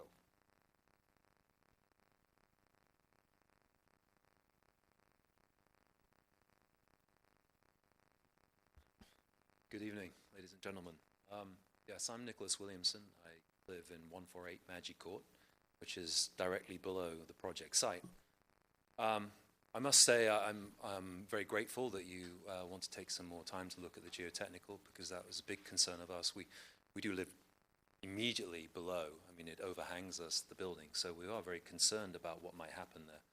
And it's not just landslide, it's shaking as well, because anything could shake off the building, and it comes from a much greater height than even our house. So, you know, we're so close to this that we are concerned, so I'm grateful for that. I'm a bit concerned about that we have to move the hearing, because I travel a lot on business, and I'm afraid that I might miss the next one, so we'll have to see when that is. One thing I want to pick up on, when I read the documents, the staff implied this was not a hillside of great concern. I welcome that you look at this as a proper hillside. It is, and it's the attitude that it's not a great concern allows creep. It allows creep and erosion of the standards that we want to apply to all of our hillsides. So it's very, very important that we uphold the principles and the law of the hillside law as in all of these decisions, and not abuse that law. When Mr. Ross bought this land, it came with some pretty severe constraints, and they're obvious to see. You've already commented on the slope. There's the proximity of the neighbors. It's very narrow from the road to the bottom. There's geotechnical concerns. There's some very, very significant constraints which are not buried in the code. They're not buried in the law. They're obvious to see with your eyes. So Mr. Ross may have acquired a right to build, which was granted in 1938. That doesn't mean it's possible to build on that land in 2016. I think that we have to apply the hillside law very, very strictly. And this proposal does breach the hillside law in multiple places. I won't go into the detail right now unless you ask me the questions. I would like to point out the net lot deduction on the slope averaging 53% is woefully inadequate, and I could go into more detail on that. This house is bigger than previously was planned for the site of 341, much bigger. You know, I think we were, at one point they were talking about a FAR of 800 or 700 feet, and suddenly we're like double that on this same plot. It's amazing. So I think that that's about all probably I'll go into detail today. I'm really grateful that you uphold the law, and thank you for your time to visit. Thank you. Questions for the speaker? Commissioner? Based on your comments, I don't know if I drew the correct conclusion, but it sounded to me like you didn't think it was feasible to build anything on that property. Can you envision a residential unit that would work? Honestly, when I look at it, I don't think it's feasible to build. I think it's been noted before that it's virtually unbuildable. I think, you know, that people waiting to see whether something is possible. Constraints change over time. And so I don't know. I look at it and don't think it's feasible. And I think that was obvious to anybody looking at it and anybody deciding to buy it. Supposing that this does go forward, though, would you be willing to work with the applicant to address some of your concerns?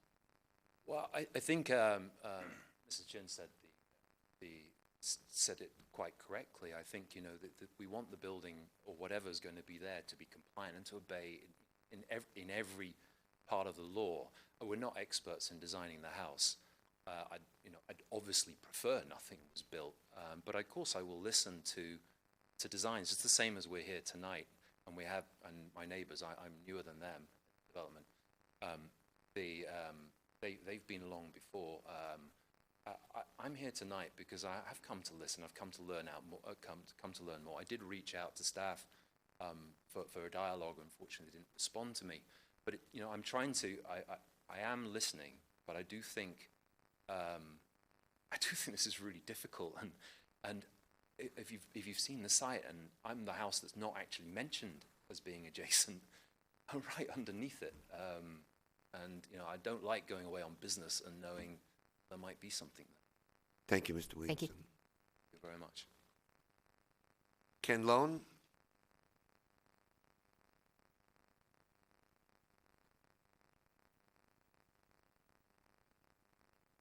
Hi, my name is Ken Lown. I live at 156 Maggie Court. Had a little speech that I written down, but it touches on a lot of the topics that have already been talked about, so I don't really want to cover those again. I do want to say one thing about mass and scale. You know, the comment about reduction in mass and scale was relative to the combined size of 2 homes, I believe, in the previous proposal, and now there's 1 home. And if I go to Nick, who just spoke, his backyard, which we were at the other night, the effect of the story poles are just visceral, because the mass and scale is not distance, right? It's sitting within, I think, 45 feet. And I don't know, this room is maybe a little smaller than 45 feet in distance. And that was just the story poles. So I'm imagining what an actual structure would look like to the residents down at Maggie when it's there. The other thing I do want to touch on, and I don't think anybody's brought up, is what happens during construction. And I don't actually know how much the Planning Commission considers the impact of construction. But there was some comments in the negative met about the levels of noise that would be generated, and talked about numbers like 85 dBA, and they talked about numbers that might extend a little bit beyond that. 85 dBA is the level that OSHA sets as requiring hearing protection for extended durations. And of course, during a construction, it will be extended duration. Several of the residents down at Maggie work from home. Several of the residents have school children. During construction, working from home will become, I believe, nearly impossible. The distraction, the annoyance, the ability to have conference calls, the ability of the kids to focus and concentrate on the school days. I don't know if construction will happen over weekends or Saturdays. So that's a concern to me as a resident. And the one other thing I did want to touch on is, you know, I was one of the folks that had written a letter, and after I wrote the letter, I found out that one of the things at least one of the things I stated in it was incorrect, in that current fire codes require residential sprinklers. But I'm still curious about what the fire plan would be if something were to happen at that residence, at that structure, because the only place they could attack it from would be from Bella Vista, which is the top of that slope. And they probably lay out 1.5 inch or 2.5 inch hoses at about 300 gallons a minute, and this would all come running down that hill. Thank you, sir. Any questions? Questions for the speaker? Thank you. Forrest Straight.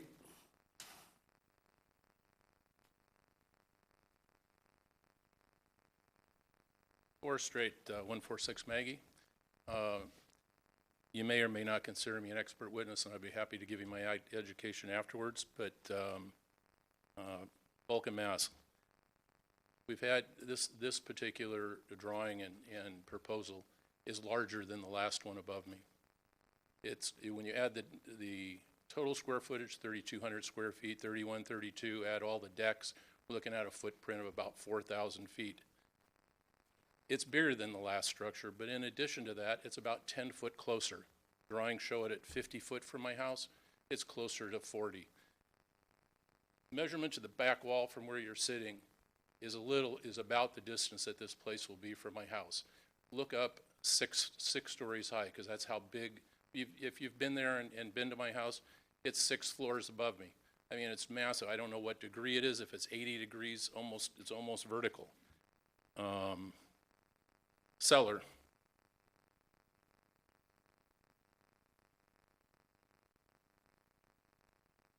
What happens is hillside is 30 degrees. The drawings behind you, if you take a protractor, you'll find that the angle, I think on the drawing on the right, is at 28 degrees.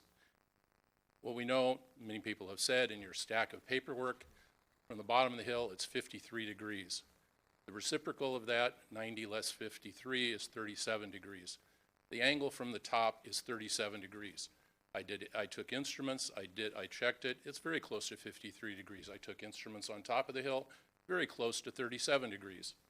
So what happens is this is a scale drawing. It shows the road above. Mr. Straight, Mr. Straight, you need to speak into the mic or take it with you. Okay. What happens is the little box at 74 feet, that represents the cellar. At 28 degrees, you see that it's a cellar. But at 37 degrees, my drawing shows that it's not a cellar. The 37 degrees ends up on this scale drawing at my house down near the base of my house, which is exactly what it is. If you take the 28 degrees in your drawings, it shows that the soil would come right in the middle of my house. Incorrect. It's not a cellar.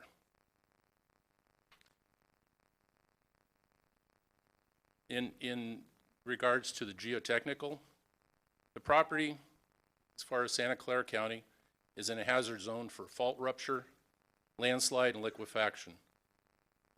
What happens is we have these big, huge trees, 65-foot wingspan, pi r squared. You got about 10,000 square foot of trees with a deep root and a massive structure of roots.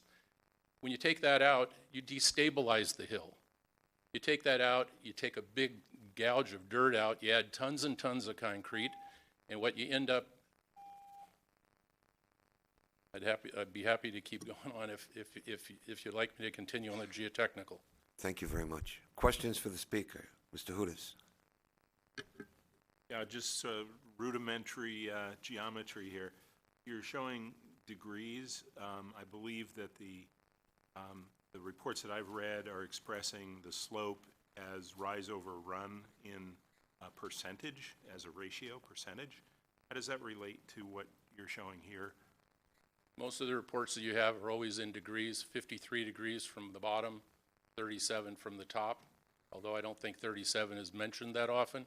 But if you take a protractor, put it on the drawing behind you, you'll find that the drawing is at 28 degrees. You can put the drawing at 10 degrees. The whole house is under earth.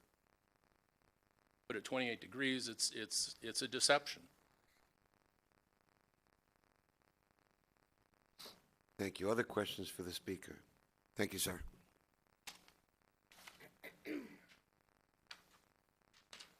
Tim Coughlin.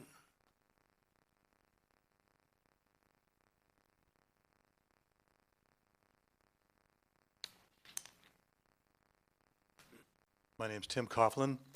I'm at 320 Bella Vista, directly across from the subject property. I did talk to Dan Ross. I asked him to come to meet with me. I wanted to see the plans, and I wanted to see what he had proposed for the site. He did come out, and we discussed it to my satisfaction. What I found,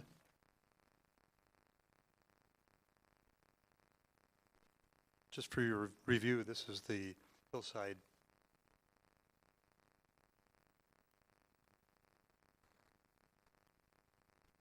This is a blow-up of the hillside. You can see that the designation hillside is this little area there. So this is a hillside development. I submitted a letter which you have in your packet. There's a picture in there which shows the property from our vantage point at our house. And I took up this issue with Dan. I said, we're going to take these oak trees out. How will you mitigate that? And he promised that he would put some more trees in somewhere. I don't find that satisfactory. So I actually started digging into the hillside plan, and I found there's something called intent. Now, his arborist report says he'll be taking out 7 protected trees. And trees number 1 and 2 are these huge, beautiful oak trees. Those will be the ones that are in the drip line of the house. In the intent section, it says, this division is adopted because the town of Los Gatos is forested by many native and non-native trees and contains individual trees of great beauty. The health and welfare of the citizens of the town require that these trees be saved in order to preserve the scenic beauty of the town, prevent erosion, etc. That's section 29.10.0950. And then there's a section called Standards of Review. The standards of review are intended to serve as criteria for evaluating tree removal requests. And there are 7 guidelines. You probably have these. I'm an amateur at this, and I'm just looking at some of these things that I was able to dig up. And one of the exceptions that's made or one of the decisions you can make in allowing a tree to be removed is that if it covers 25% of the proposed building envelope. And his plan does show that it's going to cover 26% of the envelope. But this says very specifically, except for properties located within hillsides. So this finding of 25% really doesn't apply here. And I would like to see this house work within the existing trees. Thank you, sir. Jeff Saunders. Thank you. Eleanor Leishman.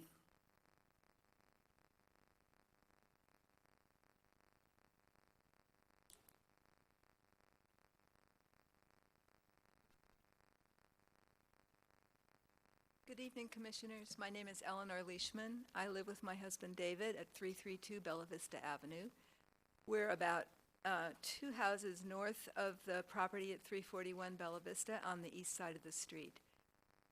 I have many, many objections to this proposed project, but tonight I'm simply going to speak about traffic issues on Bella Vista and how this project would impact them in a negative way. I know from being at past hearings with some of you about this project and also from listening to the 360 Bella Vista hearing recently that many of you use this street to ride bikes or to walk, to ride, that you are sensitive and aware of the traffic history, the history of traffic safety problems on our street. So I won't belabor the fact. I'd like to state that there have been ongoing problems and that we have a high volume of cars on our street. It's a result, in a sense, of the overall traffic increases in the town because of development, spillover from Los Gatos Boulevard, students going to and from the high school, their parents speeding back along our street. It's not just kids. And a lot of people use our street for recreation. Children, cyclists, all kinds of people enjoy our scenic and beautiful street.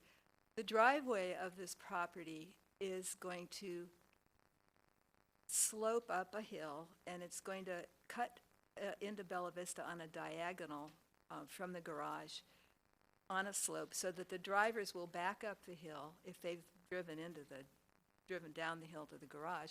They'll be backing up. I believe that they won't have a clear line of sight until they hit the street, at which point they're going to be backing onto Bella Vista and into the line of southbound traffic. And if you've ever been on Bella Vista around 7:45 or 7:15 to 8 o'clock in the morning, you know that there's a lot of traffic southbound, some of it going very, very fast, some of it speeding up right around the curve by this property. Once they get over the little speed bump by our house, they jet onto the bridge.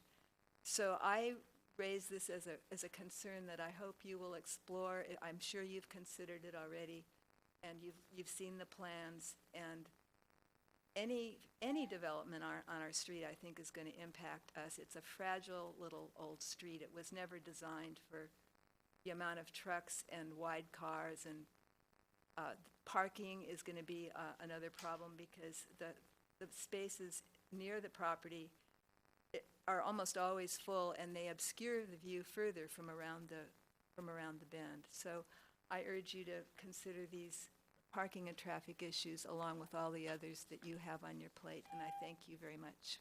Thank you. Questions for the speaker? Thank you very much.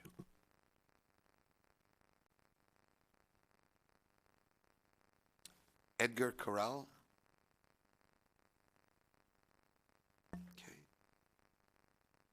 I do not have any other speaker cards. Anybody? Yeah, I have one more coming. I have two more coming. Or afterward. You may start, and please give it to Ms. Mosley. Okay. I'm Shannon Suzik, 16407 Shady View Lane. A couple of things. As long as you're going to be gathering more information for the next hearing, I would recommend a new arborist report, because I couldn't match up the trees that were being removed, the protected trees, with what they displayed. And in addition, it appears that it's pretty dated. And it should be looked at again as far as the condition of the trees since we've had a pretty healthy winter rain. I come from an environmentalist standpoint, so I look at those oak trees and I look at that site and I go, oh my gosh. But anyway, another thing, and Lee brought this up, in regards to the staff report, which I thought was lacking in some things, I think the comparable addresses on the other side of the street that are in this table, they're not appropriate. They're on flat sites. The ones that are on the same side of the street have similar slope. And then that goes to the whole idea, and I'm putting my appraiser hat on right now, of the FAR and cellars and basements. And I'm going to the town code, which defines a cellar. Well, sorry, I've got too many papers. We could look at the definition of cellar. A room below ground level in a house, typically one used for storing wine or coal. So I don't think we're storing coal anymore these days, but the idea of a cellar, the definition in our town code is an enclosed area that does not extend more than 4 feet above the existing or finished grade, and that is in, section 2910.020 in definitions. This, to me, this area in this plan looks more like a basement because it is an enclosed area, and as defined here, they shall be included in the floor area ratio calculation. No one builds a home and puts bedrooms and bathrooms in a cellar. And I think the town really needs to, and I know it's beyond your scope to change the definitions or to revise them, but I think that needs to be looked at because of that, the floor area ratio is out of whack. It's really 2,600 square foot house, and it's showing as 1,278, or actually on this table as 1,463 and a FAR of 0.14. So, and the other issue with this table is the lot size of 10,000 square feet. Yes, you're going to merge that, and technically it's 10,000 square feet, but really what is the utility? It's not 10,000 square feet. You're looking at more like something like Laurel Muse. And then I want to also address the balance in the neighborhood. And just in general, I think when I see these things come before you and there's so many people and neighbors against a project and you've come over and over again, that should be considered. Thank you very much. Thanks. Any questions? Any questions for the speaker? Seeing none, I thank you again. Janet Carmona?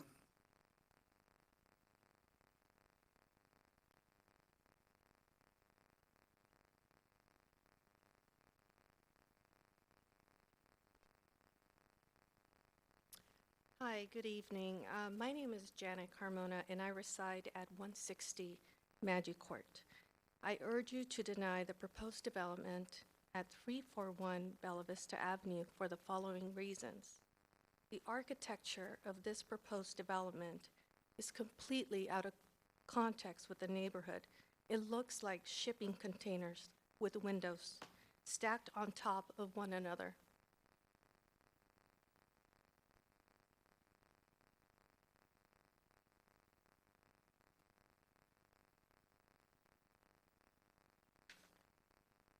There is nothing. Say that comment again. Oh, sorry. Especially in this image. Thank you. There is nothing like this on Bella Vista. It is not compatible with the neighborhood, and it is not in harmony with the natural setting. Furthermore, this proposed development has 3 elevations. And I know you've seen these already, but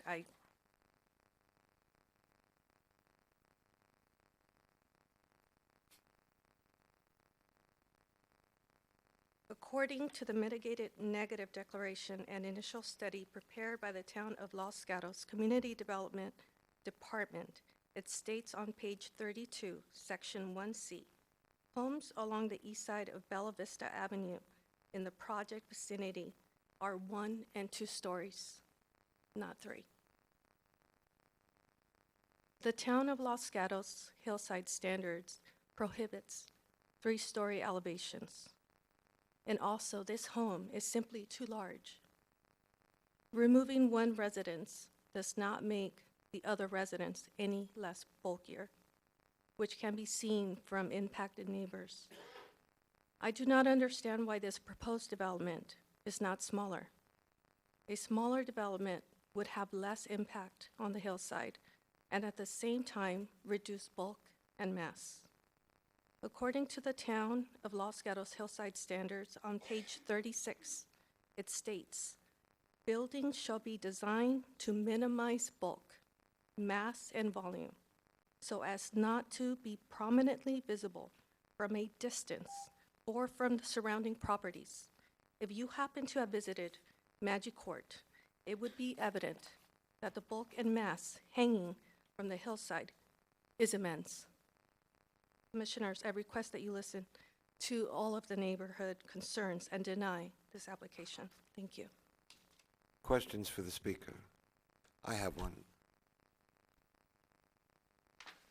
You provided us with a letter, Ms. Carmona, and it says the proposed development exceeds the FAR.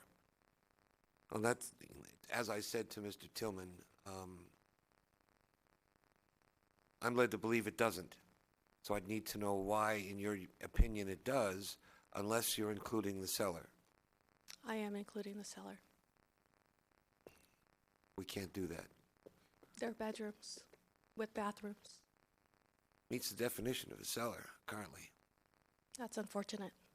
I'm not saying it is or it isn't. I'm saying it meets the FAR according to those calculations. I also noticed that the numbers didn't quite make sense. I can definitely speak about that next time. All right, thank you very much. Questions for the speaker? Thank you. And once again, out of cards, if I in fact am out of cards, the applicant may reapproach and talk to us for 5 minutes. Thank you, Vice Chair Kane and members of the commission. I don't think I'll take the full 5 minutes, and I really, since it appears that it's your will to continue this, I'm going to save really any sort of direct rebuttal for when we reconvene, other than to point out one thing that I'm sure you know, that the whole purpose of this process that we're engaged in is not to protect the neighborhood. It's to apply the law as written in federal and state and your local ordinances, and to do that in a way that recognizes the property rights of property owners and balances to some extent those rights with the compatibility issues of the neighbors. And so it's really that balanced approach that is the hallmark of this process. I also wanted to thank Commissioner Hanson for possibly breaking the meeting log jam. And what we would like to do, and I have a captive audience here to extend the invitation, is between now and the next Planning Commission hearing, when this is reset, we would like to have a meeting here at a conference room at Town Hall. Ms. Mosley has agreed to be present for that, although it's not a city-led meeting, so she'd be in the background. We would like to do that, where we have a forum, and we can hear concerns and talk about addressing those concerns. And what I would suggest is if perhaps Ms. Mosley would take a sign-up sheet and we could notify everyone when staff picks a date and time to propose. So we'd like to do that between now and the next meeting. The other thing I'd like really some guidance for this interim period from the commissioners. Commissioner is it Hudis? Hudis, thank you. Was kind enough to really very specifically identify a couple of things that he wanted to know about, and so we can make sure at the next hearing that we're ready. So, for example, we will have the geotech here, and we will have specific answers on that mass and bulk calculation. If there are other answers that the commissioners already know they want and could voice them now, we'd like to hear them so that we make sure we're ready. And also at that hearing, since there's interest in hearing from the geotech, which is UP Geotechnology, we also suggest that the town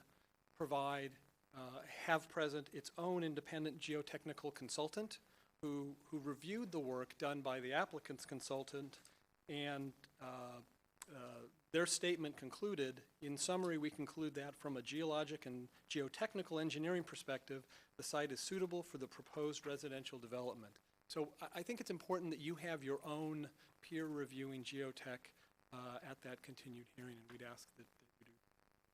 It's my understanding that the applicant pays for that, and so there'd be no cost to the town because it's part of the application process. So with that, I can answer any questions. Hopefully, you can tell all of us when our continued hearing date will be. We'll get around to defining the date certain. On your suggestion that we attempt to facilitate a meeting, Counselor, any problem with that? Well, we're very limited in space, so we'll have to see if we can do that, but we really don't have conference rooms. This building is used, this is used almost every night. Last night was Youth Commission. Tomorrow night there might be another meeting, local county meeting, so we'd have to look to see it from an administrative standpoint, but we can work to see if that's possible. There's also the Slow Rec has conference rooms too, so there might be other places that could do it. So we don't have meeting rooms at the library at all. Yeah, we have meetings in the foyer, but like I said, that it is booked almost regularly, but we can certainly take a look and see if we can accommodate it. Thank you. Questions for the speaker? Commissioner Hudes. Yeah, so just to give a little more guidance in terms of the kind of things that I would like to discuss with the geotech engineer, and I think it would be, those are questions I would probably also ask of the town's engineer. And some of it was, stated in the letter, but the question is, how will this improve slope stability? Specifically, what aspects of the design? Will there be piers? What type? Retaining wall? And I think we also heard, with regard to one of the residents nearby, would their retaining wall be impacted by that? So there's a series of questions about the stability of the slope. Ultimately, kind of leading up to the question that I have is, will the hillside be more stable with the house there or as it is now? And looking at the entirety of that hillside. The other area I think would be valuable to understand, there's other comments that were made that I think are concerns about or raised in letters about the slope of the driveway, the restricted view coming out of the driveway onto the street. So those are the kinds of things that were stated tonight that I think would be helpful to get into in a little more depth. Thank you. Appreciate the Commissioner guidance. Birch. So to continue on some items that we would like for next time, one of the speakers asked if we looked at construction. Actually, that's my specialty. So I'm going to ask for whomever you consulted with on C3 be present. I have a number of questions concerning the temporary access, the temporary grading that will need to take place on site, traffic mitigation on Bella Vista while there's quite a bit of heavy machinery that's going to be required. And I'm going to ask that the geotechnical engineer address those, particularly the fact that you are driving 5 piles, as that typically has the downward drive opposite effect on the stationary piece of equipment, which I assume is going to be placed on the street. So I'd like to see how that is going to be addressed, along with the fact that that is a very narrow street. I assume you're going to have street closures, how you plan to reroute traffic during that time. And then probably on a lighter note, I just have to compliment you. My children would have never sat here for that long and that well.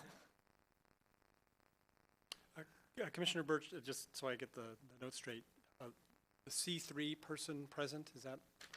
I don't know who. Sheet C3, I think. Sheet C3, it's TS Civil Engineering.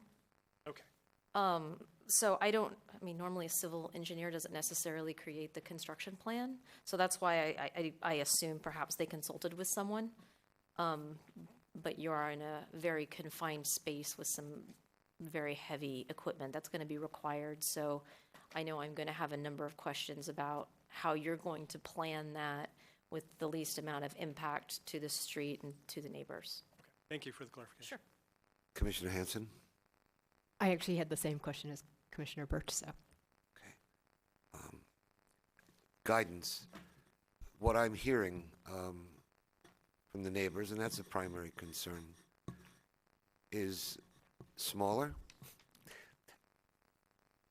less imposing, less intimidating, less violating of privacy. I'm not sure I know how you do that. So the word smaller comes to my mind. A former planning commissioner, Lee Quintana, has submitted a letter, and on page 3 of 8, she actually addresses a number of concerns that potentially I could address, or the neighbors could have similar concerns, but she's more specific, and she does a better job of defining the word smaller than I can. And it might be a good guideline to take a look at that, the section on redesign and the section on modification to consider. I have a question. When I visited the site, there's a stone path between your property and the Magic Court residence. And the question came up, would this project in its construction or in its finality, because I think some of this path goes over your property, would it cause the path to be shut down? The answer for Mr. Ross is no, it would not. Thank you. I just need to get that on the mic. There's a gate that the children use, and they go up that way to Bella Vista and then go to school. That would, as far as you can tell, that pathway would continue to be available to them. Yes, Mr. Ross says it would be. Thank you very much. And it's been mentioned on line of sight. I didn't really think about it. Cars backing up at that slope would probably be on my mind next time we chat. I'm not sure how that would be that safe. Thank you. I'll take another look at the property and see if I could envision that better. Thank you very much. Other questions? All right, seeing none. Thank you, sir. Thank you. I'm going to close the public hearing for this meeting and look to the commissioners to try and specify, verbalize what it is we want to do, and then to try and get a date on which we will do it. Commissioner Hudas, Commissioner Birch. Well, if I heard my fellow commissioners, it sounds like there's quite a bit of information that we would still like to gather. So it sounds like we want to move this to a date certain. Sounds like that date certain is going to require that the applicant have available their geotechnical and civil engineers. The town has their geotechnical engineer who review the documents, and hopefully the arborist is available for that also. So knowing that, I think we may need to maybe look for a head nod from the applicant on how long that's going to take for them to gather any of that information. When do we have available dates? So we can look for the head nod. Right now, looking at the calendar on the wall, assuming it's going to take him maybe 2 to 4 weeks to pull that information together, and then we have to prepare an additional staff report. May 25th probably is a suggestion I'd have, and so whether or not if that's too short. I need a head nod on May 25th. Too short? Yes. I'm reopening the public hearing. I can do that. Thank you. So if I understood the direction of the commission, they want people present to provide information, which we will endeavor to provide. I don't know that there is an additional staff report that is needed. We'll bring the people here. They can answer your questions directly. So we were looking at May 11th. Thank you. Mr. Hudas, would that satisfy your concerns? Yeah, whenever we can have the opportunity to ask questions of the geotechnical and receive information that we've requested tonight, it's really, I think, up to the applicant as to whether they can be ready in that timeframe. You all would be satisfied with Q&A as opposed to documents? Commissioner Hanson? I know for me to get comfortable, I would need to know that the applicant had met with some of the residents to address their concerns, because right now it's a lot of negatives. So I would have that on my list as well. All right, thank you. Commissioner O'Donnell? Just for information, I will not be here the earlier date. So, as you know, 27th, we have another meeting of April, and then the suggestion was perhaps the 11th, I think it was, which is a regularly scheduled planning commission meeting. The next regularly, after the 11th, the regular scheduled meeting would be 25th. So I just want to be, my presence is not crucial, but I want to advise I will be out of the country on the 11th. And through the chair, I just look if there's any other disclosures. If May 11th is not going to work for any other commissioners, then we may get to a point where that's not an option. Commissioner Birch? I will also be out of the country, not with Commissioner O'Donnell, but I will not. I will also be gone. Your husband will be happy to hear that. So does that put us toward May 11? I would strongly suggest you do not do the May 11th with two commissioners. I'm sorry, actually I meant May 25. So you should do the May 25. Commissioner Erickson? So any of the dates are okay with me, and when you're finished discussing the dates, I have another comment to make. So 25 going once? We need a motion to continue this matter to a date certain of May 25th. I'll move that we continue the matter until the 25th of May, at which time the public testimony will still be open. However, the purpose of the meeting initially, at least, is to receive further evidence from the applicant as we have described. But I want to be clear that the public will then also have a right to comment. Do I have a second?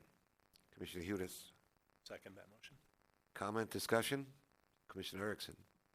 So while I would agree that we wouldn't need a lengthy staff report, I think for both the commission and the public, it would be important to capture formally the direction coming from the commission so that both the applicant has privy to that and to give the public heads up in adequate time so that they could prepare whatever kind of responses or be satisfied or however they would react to it, as opposed to just depending upon what was said tonight and finding out on the spot on May 25th. Commissioner Hudes. Yeah, I would urge the applicant to provide documents such as the one we received tonight in advance, both for the commission's benefit. All right, thank you. Is that okay with the maker of the motion? A second? I absolutely agree, because if the public is going to have any input, they know something in advance, it allows them to have the input if they show up and listen to it. It won't be good for either side. It's better to know what's coming. On the other hand, we're not asking for extensive reports, but it ought to be enough for a real heads up. Mr. Paulson, can we get that all done? We can get that all done. All we have to do is call the question. Let's call the question and vote. All in favor of the motion? Aye. Passes unanimously. We are going to move on to agenda item number 4 in about 10 minutes. We'll be right back.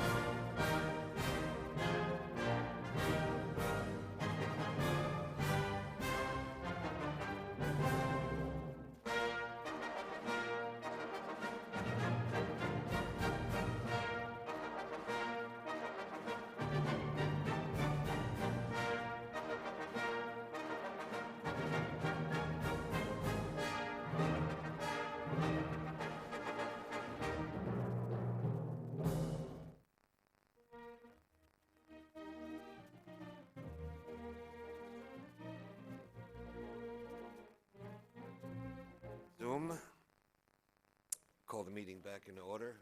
Whoop, I'm missing a commissioner. There he is. Okay. We'll now consider agenda item 4, 18151 Overlook Road. It's an architecture and site application, S14056, requesting approval to demolish an existing single-family residence, to construct a new single-family residence, and to obtain a grading permit on property zoned R18. This is APN 510-40146. Property owner is Ronald Tate. Applicant is Urban West LLC, Nicole King. Project planner is Erin Walters. Ms. Walters, will you present the case? Yes, good evening. The applicant proposes to demolish an existing two-story house and construct a 2,300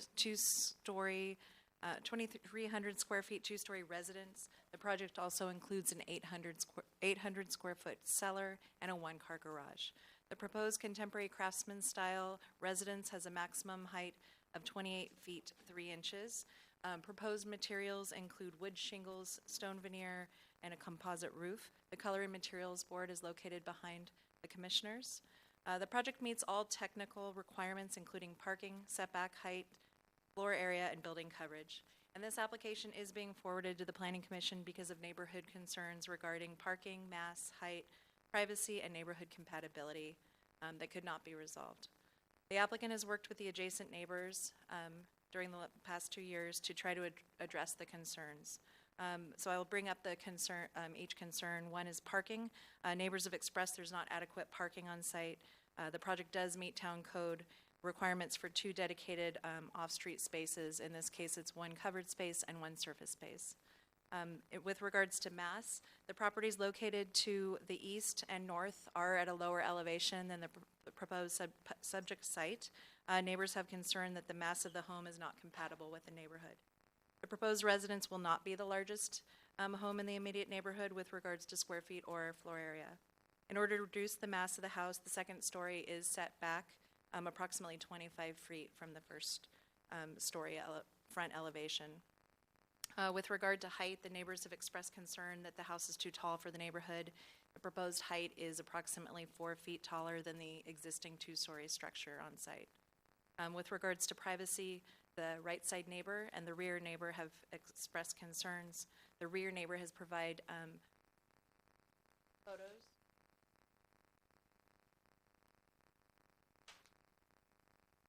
photos showing how the proposed 2-story elevation in the rear can be seen from their rear patio. The applicant has worked with the rear neighbor and has proposed looking at implementing additional plant vegetation that's included in your desk item tonight. And there is a diagram here that shows how that would look with a photo simulation. The applicant has also looked at window layout for the side elevations and manipulated that so that it would provide most privacy to both the side neighbors. With regard to height and mass, with the 2-story, neighbors still have concerns regarding neighborhood compatibility, and staff can take any questions. Thank you. Before the questions, I did it again. May I see a show of hands of the commissioners who have visited the property site? And are there any disclosures? Questions for Ms. Walters? Commissioner Birch. What specifically was the neighbors' issues for parking? Sure, there's 2 neighbors have expressed concerns that because the proposed project has a 1-car garage, that wouldn't be adequate parking for the site. Town code doesn't require covered parking. They only require 2 dedicated parking spaces, which this project provides. Follow up? Yes. So then their concern was that parking would overflow onto the street? That's correct. Oh, okay. And then just one other question. You said that they had, the applicant had addressed some of the privacy concerns with some proposed trees and with some mitigation on the windows. Have those been reviewed by the neighbors based on your knowledge? So the neighbors have reviewed the proposed plans as you have seen it. The side elevations and locations of windows have been reviewed by the neighbors, but they still have concerns with regards to privacy, height, and mass. The rear neighbors have reviewed the proposed vegetative proposal, as well as they've met and discussed why the reason the rear egress window is placed where it is on the second floor due to the bedroom. And they feel that that is inadequate to meet their concerns. Okay, thank you. Commissioner Hanson. I had a couple of questions. Thank you. The one-car garage kind of caught my attention. A couple of the residents flagged that as a concern, and I noted that the architect's report found it does look better from a front curb appeal perspective, and I think that was the way, the architect didn't use those words, but it looked nicer. But I did also wonder about, even though they can meet the parking requirement by having uncovered parking, I mean, is that typical to have a 5-bedroom, 4-bath house with a one-car garage? That just seems odd to me. And is there other precedent for that in the neighborhood? There isn't, there aren't single car garages in the neighborhood. As you see, the existing structure that's there has a 2-car garage that's right in front of the existing home, and that's actually not encouraged by our current guidelines, residential guidelines. So as you say, that the consulting architect did comment that they felt that it provided a better front elevation. Our code doesn't speak to requiring covered parking, so it can be accomplished through surface parking. But you're saying there are some other houses, in terms of neighborhood compatibility, there are other houses in the neighborhood that are of similar size and scale that have a one-car garage? There is not another single car garage in the neighborhood. That's what I thought, looking at the neighborhood analysis, that most of the other garages were 400 or 500 square feet, and this was 244, so it seemed like it would be different. But I get that. So there was a couple other things I wanted to ask. One was about a couple of neighbors mentioned something about fencing, and I couldn't see that in the drawings, that they wish that there wasn't any fencing, and that there isn't any in the neighborhood. And do you know what the status is on that? I didn't know if that was a valid. I believe it was for the front yard, and staff was able to speak with the neighbor and discuss what the proposal was, and there isn't any proposed parking or fencing that would prohibit someone from parking along the side of Overlook. I thought their concern was more about like privacy, like a fence in between the houses or something. I'm sorry, maybe. But okay, well, it may or may not be valid. But you don't remember there being a fence that was the only house that had a fence between the houses or something. Okay. And then the last thing was just there was a question about the request for a grading permit. I didn't see anything in terms of grading permit criteria in our findings. So maybe if you could explain. Let me check on that right now. And that was my last question.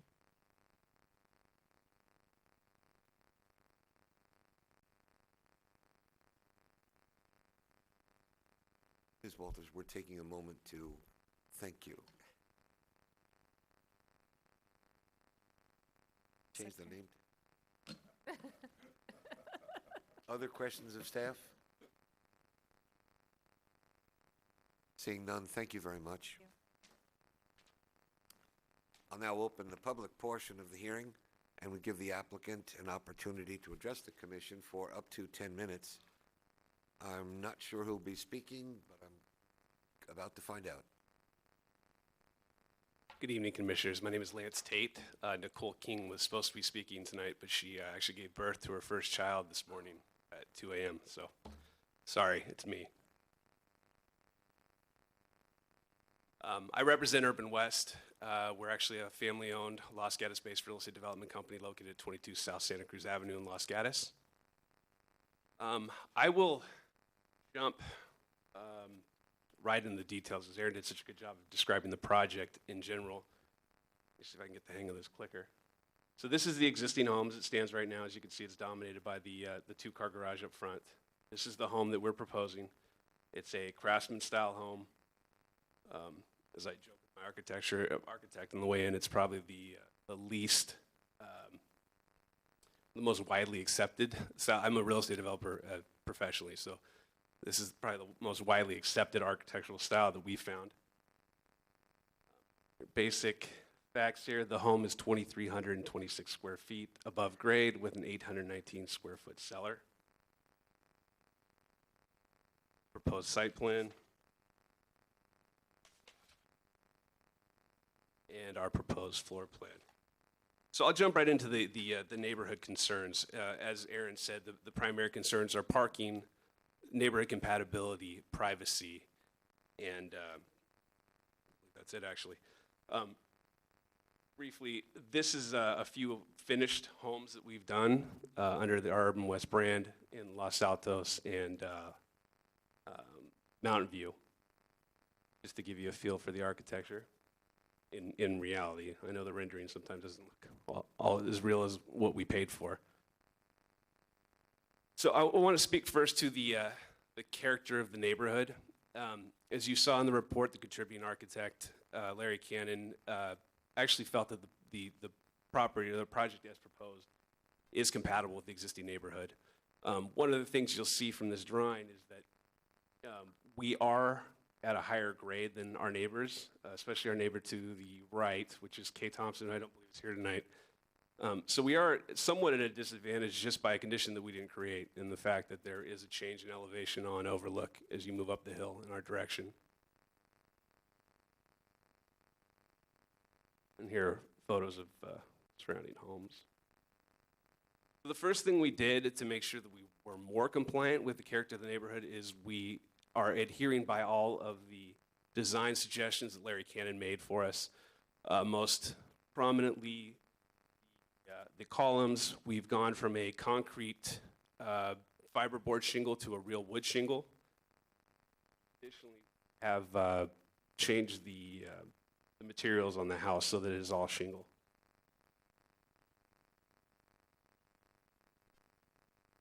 So one concern that was brought up was the height of the house. One of the concerns that was brought to my attention is that the elevation, our final finished grade, has actually moved up a foot. There's a reason for that, and I brought my civil engineer with me this evening. If we get to questions, we can breach that. But the broad strokes of it is that we raised the elevation of the house to protect the 3 mature trees that are existing on the property. The most prominent being the one directly. See here, but directly behind the structure, proposed and existing structure.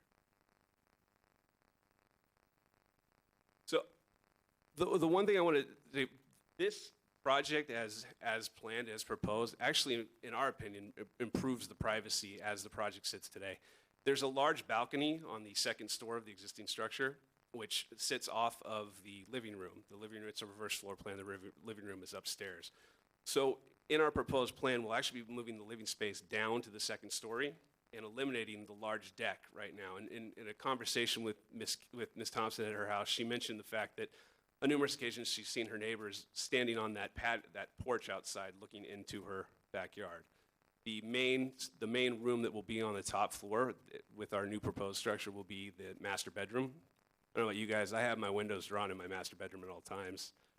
I like to keep that as private as possible. So in our opinion, that the elimination of the deck and the move of the main living floor to the first floor and making the master on the second floor is an improvement in privacy. We've also eliminated a significant number of windows along the right side of the property where Ms. Thompson lives, and we've also moved the property back 1 foot from the existing footprint of the second story. So in a lot of ways, I feel we just by proposing what we are, that we've improved the privacy for Ms. Thompson. The second issue is the privacy for the Kelly's. And seeing the story poles up, and they have a very significant concern, and we made it our major priority to address that as soon as we could. So what we're proposing are 10, 15 to 17 foot tall I'm gonna just Podocarpus gracilior. I don't know what the layman's term is for that. We actually are purchasing them from another partnership. We purchased these for screening on another site. So we will be bringing actual 17-foot tall trees to the site. And they're 17 feet today. By the time we actually bring these out, they can grow up to 20, 25 feet. So we'll be bringing out fully mature trees. Just just wanted to give you a comparison here. The picture on the left is the picture that the Kellys took showing the height of the existing structure, or of the proposed structure with the story poles. And as you can see in the second picture, the 17-foot trees would provide a significant amount of coverage and a significant amount of privacy. This is just another view.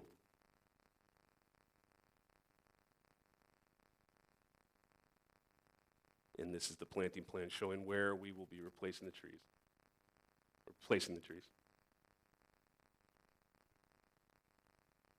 So, and to come back to the character of the neighborhood, again, Mr. Cannon, the contributing architect, feels that the proposed home is compatible with the neighborhood, both in design, massing, and style. His recommendation: the site is located in an established neighborhood with a mix of single-family homes and multifamily housing complexes, all 1- and 2-story heights. Like was said, we're replacing a 2-story home with another 2-story home. It is 4 feet taller than the existing structure, but it is a 2-story home, and the craftsman style I do feel fits well with the existing neighborhood. The other thing is we took a lot of design considerations in planning this home to be considerate of the neighbors and the surrounding privacy and compatibility. One of those things is roof pitch. There are other 2-story homes, and the window placement's been carefully designed to not be invasive in the neighbors' properties. Oh, and I have to reiterate, we are compliant with all of the town's technical guidelines. So, thank you. Thank you. Questions for Commissioner Udis? One of the suggestions that brought it up here is across glass. Staff suggested the applicant consider using obscure glass in the second-story rear elevation windows. Applicant will use for the bathroom window, but would like to keep the master bedroom egress window clear. So is it just one window that the applicant will agree to? Correct. If you're looking at the rear elevation, it's a smaller window. And what is the thinking for not wanting to agree to frosted windows in the bedroom? Well, if you're in your master bedroom, you'd like to look down in your yard. If you're upstairs, watching after the kids. You would say it's not normal to? It's no, it's not normal to frost a window like that. Other question? I have one, Mr. Tate. I thought I heard you say that the house was 4 feet taller than it presently is in order to save the trees. Did you combine those two statements? If I did, it wasn't intentionally. Okay. So why is the house 4 feet taller than it currently is? Well, the house in its existing form, it was built in the late 60s. I mean, it's low plate heights. I think they're 8 feet on both the first and second story. What we're proposing is a 9'6" plate on the first story and an 8'6" plate on the second story. That puts it taller than the others? Correct. Because the others were historical? Or? Well, the existing house is it's just how they built houses when it was built. I think you'll hear something about neighborhood compatibility on that. It's certainly reflected in a couple of the letters. Some of the commissioners have talked about parking, and a 5-bedroom house means a lot of people, and you've got a 1-car garage. And some of the letters we got from the citizens talks about turning the place into a parking lot. Can you address their concerns and mitigate them in any way? Well, I mean, quite honestly, I think not having the second garage bay is actually going to ensure that there's parking in the proposed parking structure. I don't know about you guys, but my garage is a storage unit for my wife. I haven't parked in any of the garages that I've lived at. So I really do believe that having that second uncovered spot is going to ensure that the car is parked where a garage would be under normal circumstances. And I mean, I'd go as far as saying that the 1-car structure might actually be more likely to be used as a parking space as opposed to storage because of the size and limits. Because they're going to need it. Exactly. Thank you. Yes. Questions? Seeing none, thank you very much.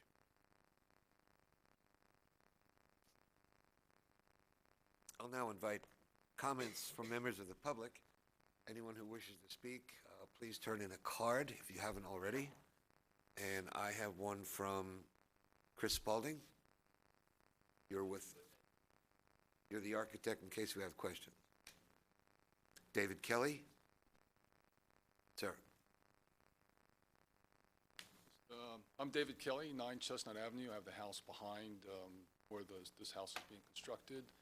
And our concern is a privacy concern. And unlike the previous thing on the agenda, we would like to have a neighbor. That whole community didn't want a neighbor. We would like to have a neighbor and a new house behind us. We've worked, first I got one score to report. No. Don't- So, Which way are you Los voting? Gatos Because High I'm School- going the other way.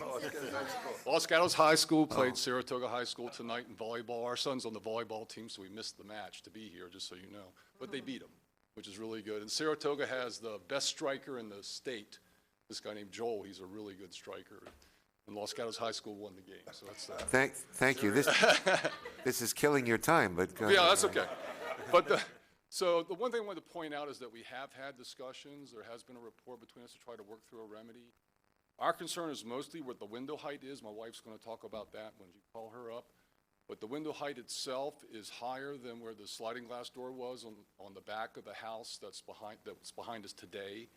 And that makes it so they actually can peer right into the back of our home, right into the living room. And my wife will talk about that too. When we did our remodel 3 years ago, we actually did the same thing, complied with everything. We did a major remodel to our house. We had the same architect, Chris Spalding, was our architect also.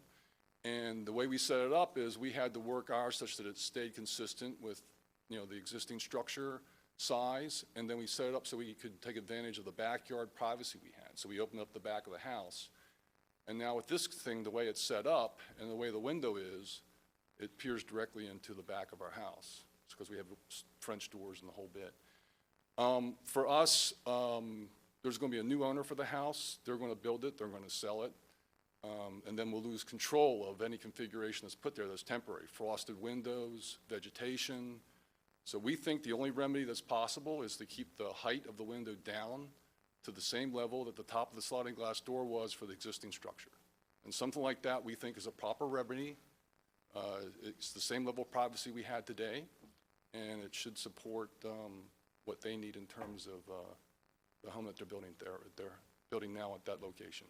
Yeah. Thank you. Want to show the pictures? Yeah, well, I can show you.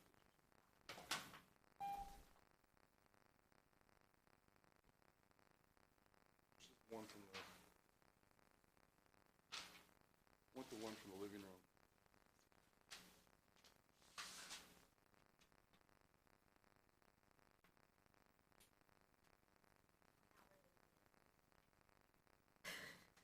Yes, even though the house is only 4 feet higher, which I don't have a problem with how high the house is, this piece of plywood, and there's another one behind this over here. This is where the Well, time's up, thanks to the volleyball score, but Right. let me see if we have a question. Yeah. Commissioner Hudas. Sorry about that. So I have a question. I know that some of the objections were neighborhood compatibility, mass and scale, and height and privacy. Right. Do you have concerns with the first two, or is it? Just privacy. Just privacy. Okay, thank you. Privacy is our concern. You seem to have approached this in an affable manner. You have a dialogue going Yes, we do. on with the folks. What have they said about what sounds like serious concerns you have with the window? Most of their remedies that they proposed have been ones that I consider are temporary. The vegetation they've offered and the frosting of the windows. And both of those, I feel the next owner can actually change those at will. We've had a lot of remodels done around our house, around our property, and we've watched all kinds of things get changed without our involvement, without our consideration. Thank you. Yeah. Question to staff. How much of that could we condition as a condition of approval? You can condition any of that as a condition of approval, but once the project is finished, those conditions of approval are no longer valid.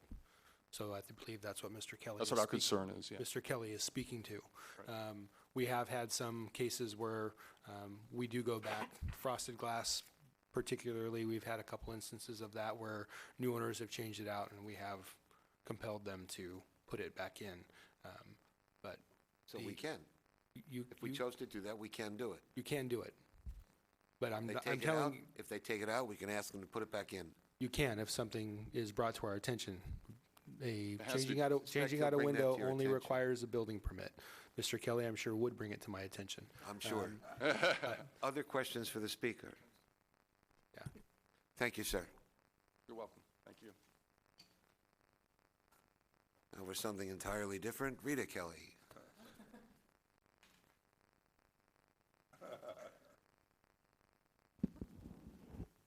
Hi, I'm Rita Kelly, and I've lived in our home for 13 years, and I love it. I love my neighbors.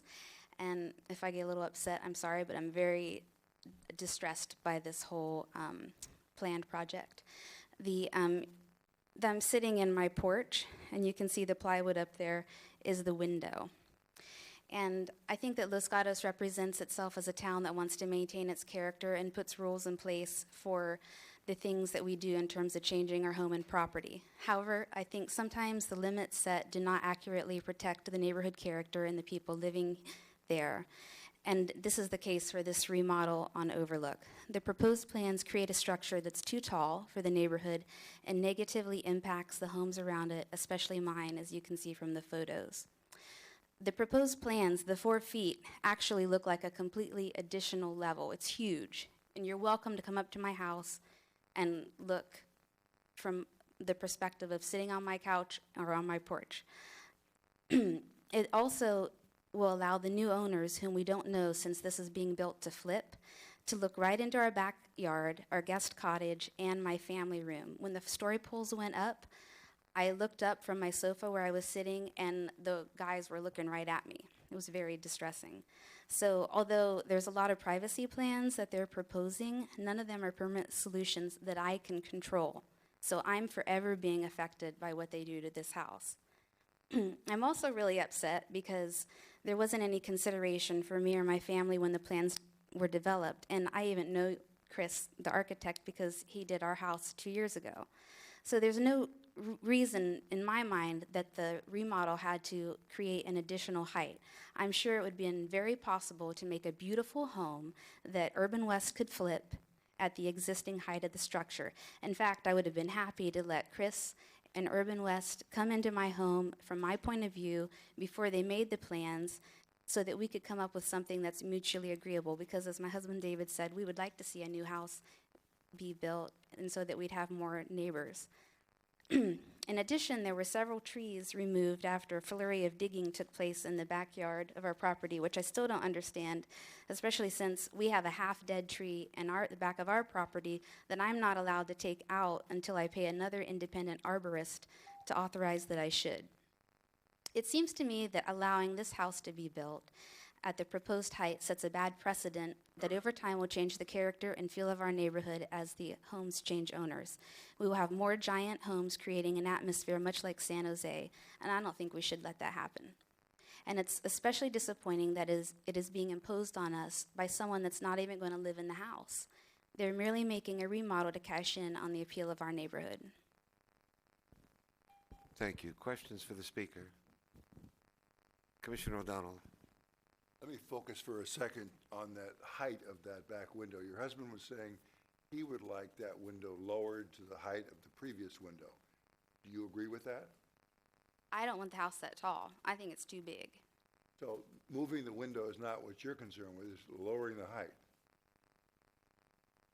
I mean, if there was some way to make it so that the window wasn't peering directly into my yard, that might be acceptable, but I just think the house is too big. It's too tall.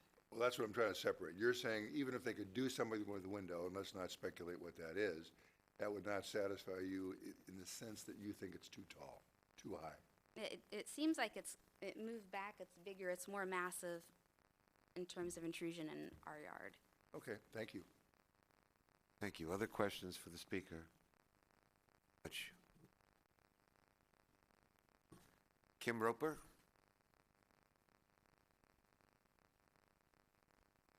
My name is Kim Roper. I am the Kelly's neighbor at 9 Chestnut Avenue. And I've been in the Kelly's house. This picture doesn't really do it justice at all. I would suggest you take her up on her offer to just walk into her house. You start walking into the house, right at the kitchen, and you just see this window. It would break my heart if I had someone like that over in my yard. The yards are really, it's a private area, and this just changes the whole neighborhood. So I'm here to support her. I don't see it with we touch corners, our property, and I have to go into my yard to see. Before, I never used to be able to see the house, but they did a lot of digging and equipment early on when they got the property. And it has changed. I've been able to see it, but I don't see it as much as they do. And I really suggest you go and look from her house. That picture doesn't do it justice. Thank you. Thank you.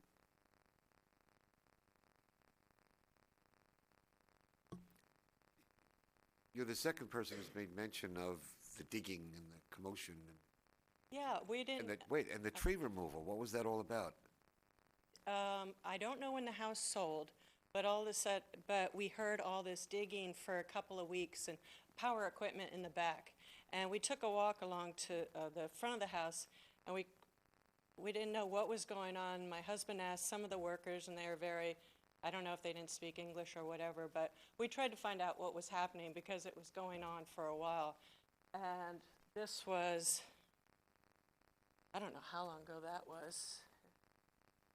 I would, yeah, at least a year ago, if not more. I think it's longer. All right, thank you. But Other questions for the speaker? Thank you very much. One question, Commissioner O'Donnell. On that work, did trees come down that you could see during that work? I didn't see it physically come down, but I know I can see more of the house today from my yard than I used to be able to see before all that noise was going on. And is it your opinion that's because some of the tree foliage or the trees are not there? That's probably what happened. Thank you. Thank you. Amanda Wilson? You got a whole crew with you. Well, then I'll close the public portion of the hearing and say... What? That's what I'm doing. It was the public. He's not the public. The applicant now has 5 minutes to rebuttal It's not on my side. and explain the tree mystery. Yeah, the tree was actually damaged during, so when we acquired the property, the back of the property is pretty overgrown, and during some maintenance of that, we did injure the tree roots in the back tree and went through the proper permitting process to remove the injured tree. That explains that. I did want to touch on 2 other comments. I do actually have what I feel would be a permanent solution by putting the foliage coverage in control of the Kellys. I would be willing to plant the trees on their property and escrow, get some sort of estimate from a landscaper of their choice or our choice of what the cost would be of maintenance for the next 10 years and escrow that cost for the Kellys. So then they'd be in control of the trees in perpetuity. One solution. The other, the frosted window, I can't speak to that. I personally wouldn't go through the hassle and expense of removing a frosted window to put in a clear one, especially in areas such as my bathroom. But again, we don't have control over that. But I do think it might be a stretch to assume that someone would cut down 10, 17-foot tall, probably 20-foot tall mature trees. One of the reasons just that we did this, in full disclosure, is when we saw the impact in their yard, it wasn't just the impact that the house was going to have on their yard, but I also wanted to provide privacy for the eventual owner of our property. So it serves 2 purposes, the planting of the trees. But I'd be more than willing to plant them on the Kelly's property and absorb the burden of maintenance for those trees for the next 10 years. Thank you. Commissioner Hudas? Did you discuss or consider the possibility of lowering the window in the bedroom by 4 feet or whatever the difference is to the height of the previous sliding door? I don't know what that number is actually. Well, I think we discussed it briefly. I was under the impression that we wouldn't meet it'd be on the floor essentially, wouldn't it? Yeah.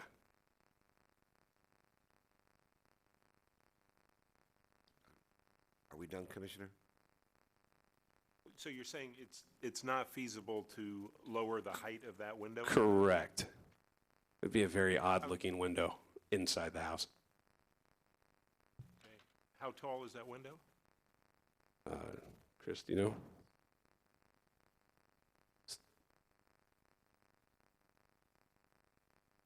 Sorry.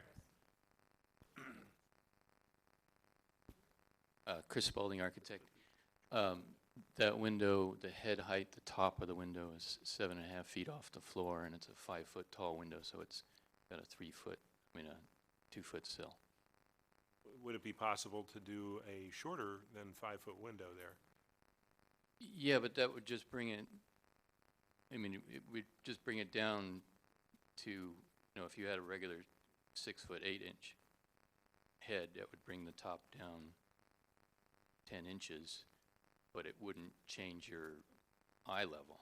You'd have to affect the view out the window, the top of the window would have to come all the way down about 4 feet off the floor, which would look odd on the outside and would look ridiculous on the inside. You can't have a window that starts at 4 feet and goes to the floor. Okay, well, Yeah. just asking if you considered That's options not to a do that. practical solution. Commissioner Birch? So I have a couple questions. One is a clarification. I understand that window is the code required fire escape, correct? Yeah, we need an egress window. Right. And, we could always put it on the side of the house, but that would create a impact on the Thompsons that we can't mitigate because it's only 10 feet from the property line. So, whereas towards the back, we have like 50 or 60 feet that we can do planting. Well, okay. So in my attempt at finding a compromise here, can you guys turn to sheet A5?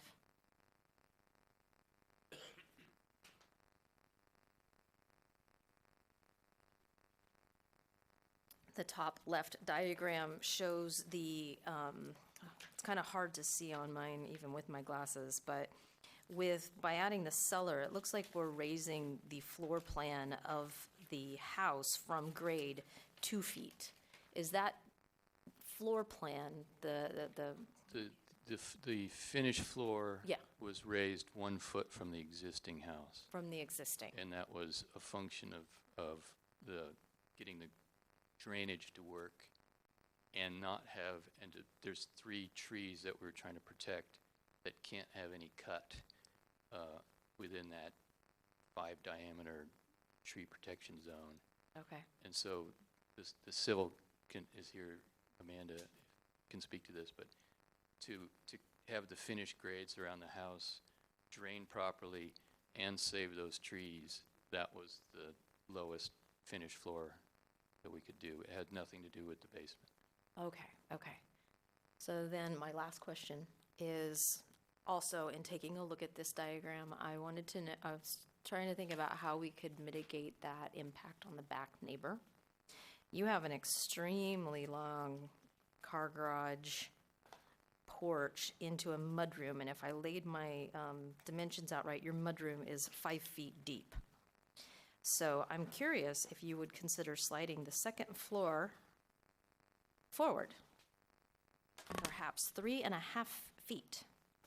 It would take you to a little bit over half of the mudroom. You would still have articulation on the front of the house from the first to the second floor, but you would be bringing in the back of the house. Therefore, essentially just by looking at angle of sight, bringing that window height down somewhat.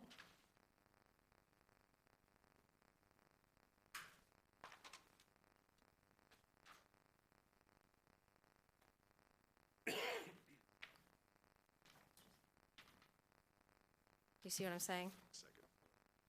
So if you take the second floor plate, slide it forward over the mudroom, maybe leave 18 inches for some roof articulation between the first and second floor on that front plane, you bring in that second floor plate, and like I said, with just angle of sight, it brings that impact of that window down. And then perhaps that with some vegetation, I'm not going to speak for the neighbors. I'm just trying to throw out some compromises that maybe would start a dialogue between you guys.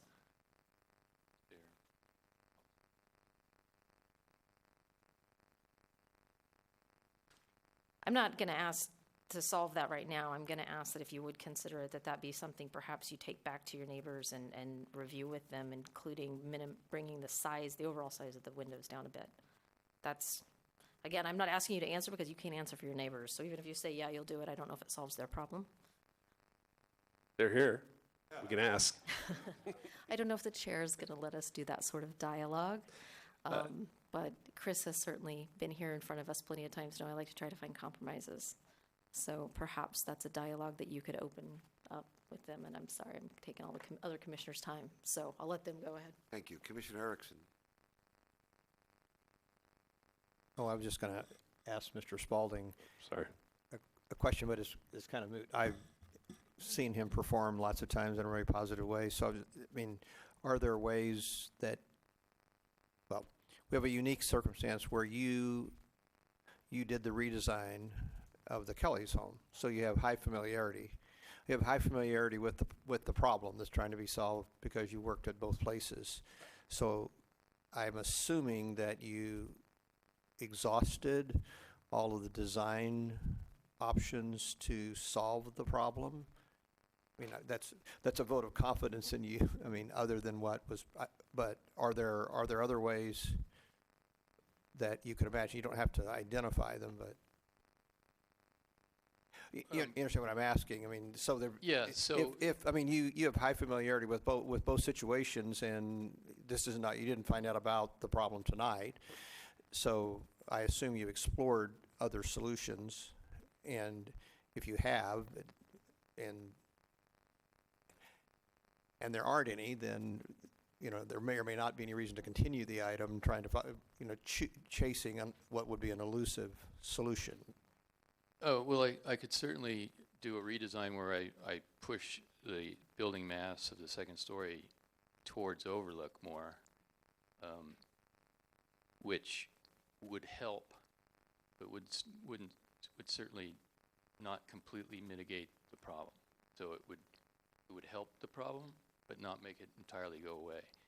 That's why I agree with Lance that the best way to make it go away would be landscape screening, and if the Kellys are worried about that going away, then we put it into their control.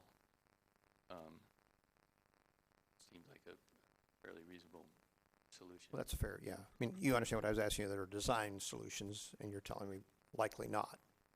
That would completely eliminate it, no. Right.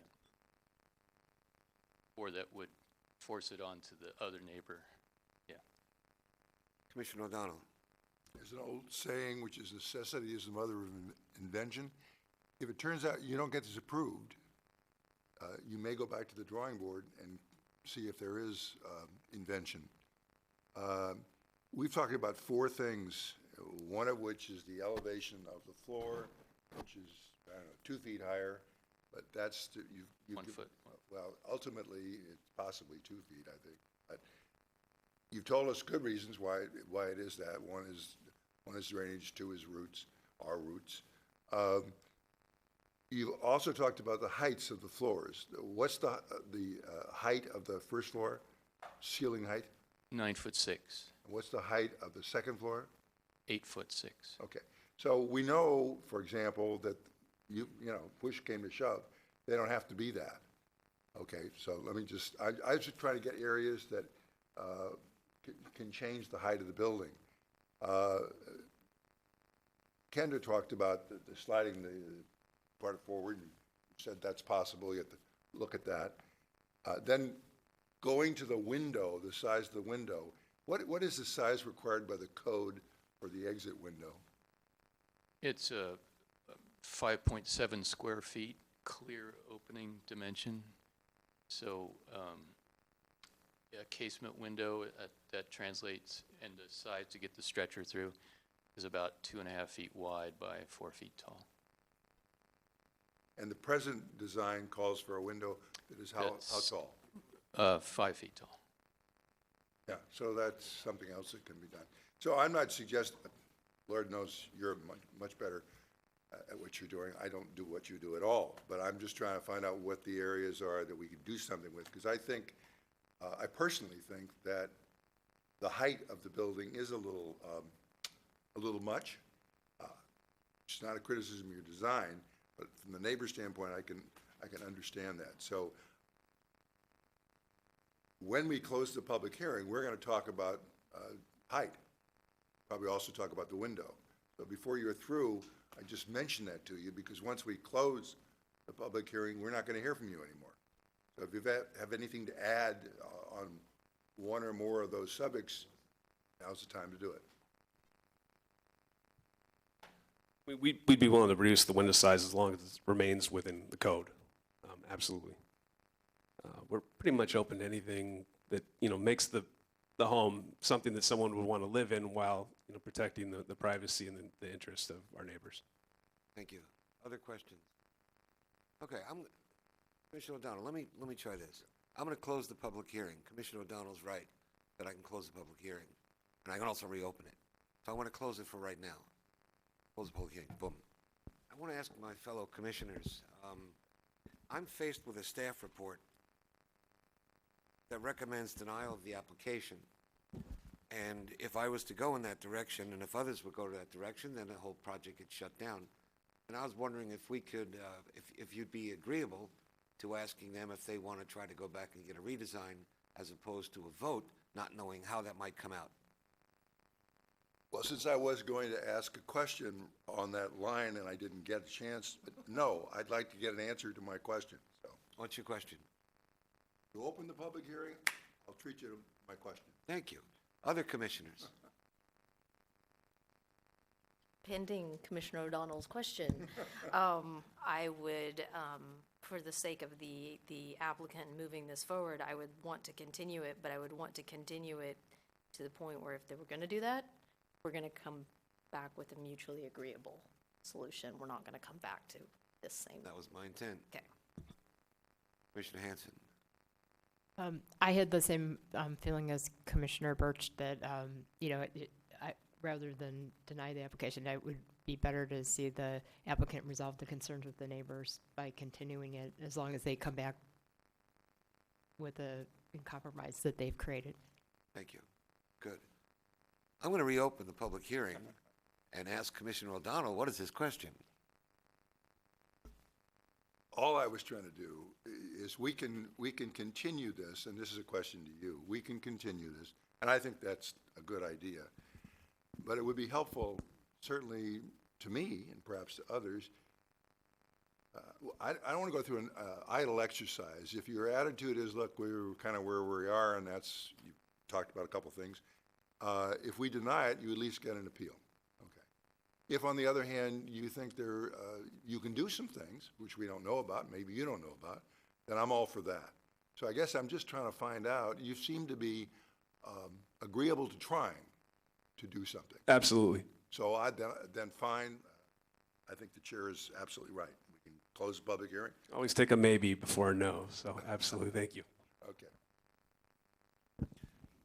So before I close it, again, do we want to give guidelines for them to work on, or do you think they already have them? Are you clear on our clarity? Crystal clear. All right. In that case, I'm going to close the public hearing again.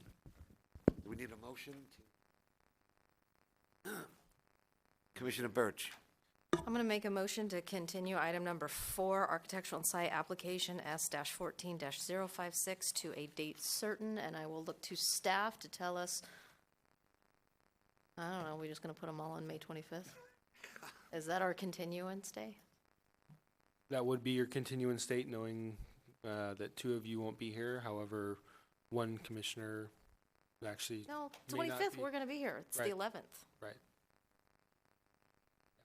25th. You 25th, we're here. Continue to the 25th if you'd like. So I'm going to look for a head nod, because the public portion isn't open, if the 25th is enough time to. We're not going to negotiate with you. Yeah, I don't get any say in that, I'm so Let me sorry. just ask this. Part of the reason we continued to the 25th was that 2 of us wouldn't be here, plus a third person has to be recused. That gets pretty dicey. If, in fact, I'm the only one that has a problem with the 11th, 2 of us do. But our regular chair we have no reason to believe she wouldn't be here. So it's a little better, I don't care, 25th is great with me. I'm sympathetic to the applicant if they can do it more quickly, but it's 25th, it's 25th. So do we have a motion? Yes, that was my motion. We have a second? Commissioner Hanson? I will second the motion. Any discussion? Commissioner Erickson? So I'm kind of, while I would support the motion to continue it, we had very little deliberation and discussion amongst the commission. We ask a lot of questions. Questions don't always lead, commissioners ask questions and they get answers to those questions, but it doesn't necessarily, one can't conclude that they continue to have a concern. So it's not clear to me if the concern, the direction we're giving them is about the height of the structure, the window, we don't like the vegetation solution. So, so I feel a little unprepared to vote on the motion when at least I'm not clear about what the direction is and what the consensus of the commission is. And so I feel if I can't figure it out, and maybe I fell asleep during part of it or something, but I want to be sure that we're clear as a commission what the direction we're giving them is, because depending upon whether we're concerned about the height of the building or the size of the window or something, those suggest potential different solutions to a good architect like Mr. Spalding. Thank you. Let me try this. I made reference to a staff recommendation to deny based on height and weight, height and mass of the residents in comparison to the neighborhood. So I'll go back to the 4 points that's been mentioned before. One is to comply with the codes, guidelines, and standards. The other is to listen very carefully to the town architect. The other is listen very carefully to your neighbors. And finally, listen very carefully to staff. If staff takes your project and comes up with a different opinion, that would bring you a long way home. But your neighbors and the architect and the codes also matter. Commissioner O'Donnell. It might be helpful as to what Commissioner Erickson is saying, if we had an opportunity to say what we think. I would first say, since I'm now speaking, I would first say that yes, I'm very interested in the height of the building. I'd like to bring that down. Secondly, I'm very interested in the exit window. I'd like to do something about that. But that partly is also dependent upon whether you followed Commissioner Birch's suggestion that might obviate the exit window problem. I don't know. You slide that second story back, or front really moving forward, maybe that'd solve it. Interested in the invasion of privacy that has been described to us by that window, but it could be solved in more than one way. So yes, I guess my major concerns are two: height of the building and the lack of privacy because of that window. Those are his. You've heard others of us talk about others of concerns. Commissioner Hudas. I would like to add that some concerns that I do not have, and that is neighborhood compatibility. I think the architecture is very compatible with the neighborhood, and one that was mentioned in the staff report, which was mass and scale, and I don't believe we're hearing that issue from the neighbors. I am concerned about the privacy issue that is directly related to the height and to the size of the window. Thank you. Other comments? Commissioner Erickson. So I don't need to repeat everything that Commissioner Hughes just said, but that's what I would have said. So because there were 4 issues that the staff pointed out, so I wanted to be clear that we didn't hear issues about neighborhood compatibility and the mass and scale issues, and I share the exact opinion of Commissioner Hughes. Commissioner Birch. And just because there's one more point, I'm going to say I'm also not concerned about the parking. I don't disagree. I have a 2-car garage. Half of it is filled with my husband's junk. We only fit 1 car in it, and to be quite honest, you just can't control down the road if people park in the street or not. I think there's adequate parking on the site. So I think that hit the last point to me. Commissioner Hanson. So I also don't have concerns about the parking per se. The only concerns that I see there are left are a general concern about the height, and then the neighbor's privacy concern, and they kind of go together. I think if they came back and the neighbors were satisfied with the solution, I think I'd feel comfortable. Thank you very much. Well, that constitutes our motion. We have a second. Let me call the question. All those in favor? Aye. Passes unanimously. Appeal rights, Mr. Paulson? There are not appeal rights since you continued the item.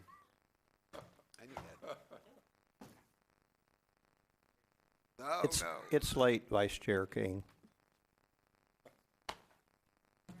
Thank you all. You're forgiven. Yeah, tonight. All right. Item number 4, under new other business, report from the Community Development Director. Mr. Paulson, do you have a report for us? Yes, this evening I have a very brief report. And that is that, as was mentioned earlier by Ms. Dorner, the Town Council last week considered a modification to the original story pole exception that was granted to the North 40 project. They continued that and asked for some additional information, and that will be coming forward on April 5th for further consideration of that request. April 19th. I'm going back in time. So April 19th is their meeting. What does that mean us? Do we still have our meeting? Pending the outcome of that meeting, we will inform you of the next steps as it relates to the planning So we commission. may or may not have one, That depending is on correct. what they do. Thank you. Anything else, Mr. Paulson? Commission matters. Commissioners have any new items to bring me? Yes, Commissioner.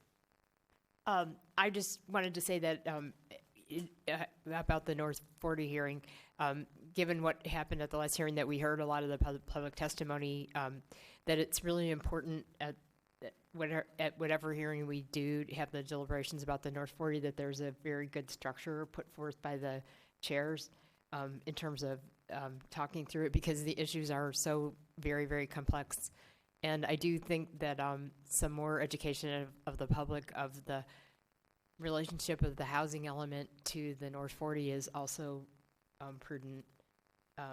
And finally, I think that a number, just looking at some comments that have been going on some of the public forums, that some of the public is left with the thought that we have no control over what happens in the North 40, and I think it would be helpful to explain what latitude the commission does and does not have relative to a recommendation for our town council on the North 40.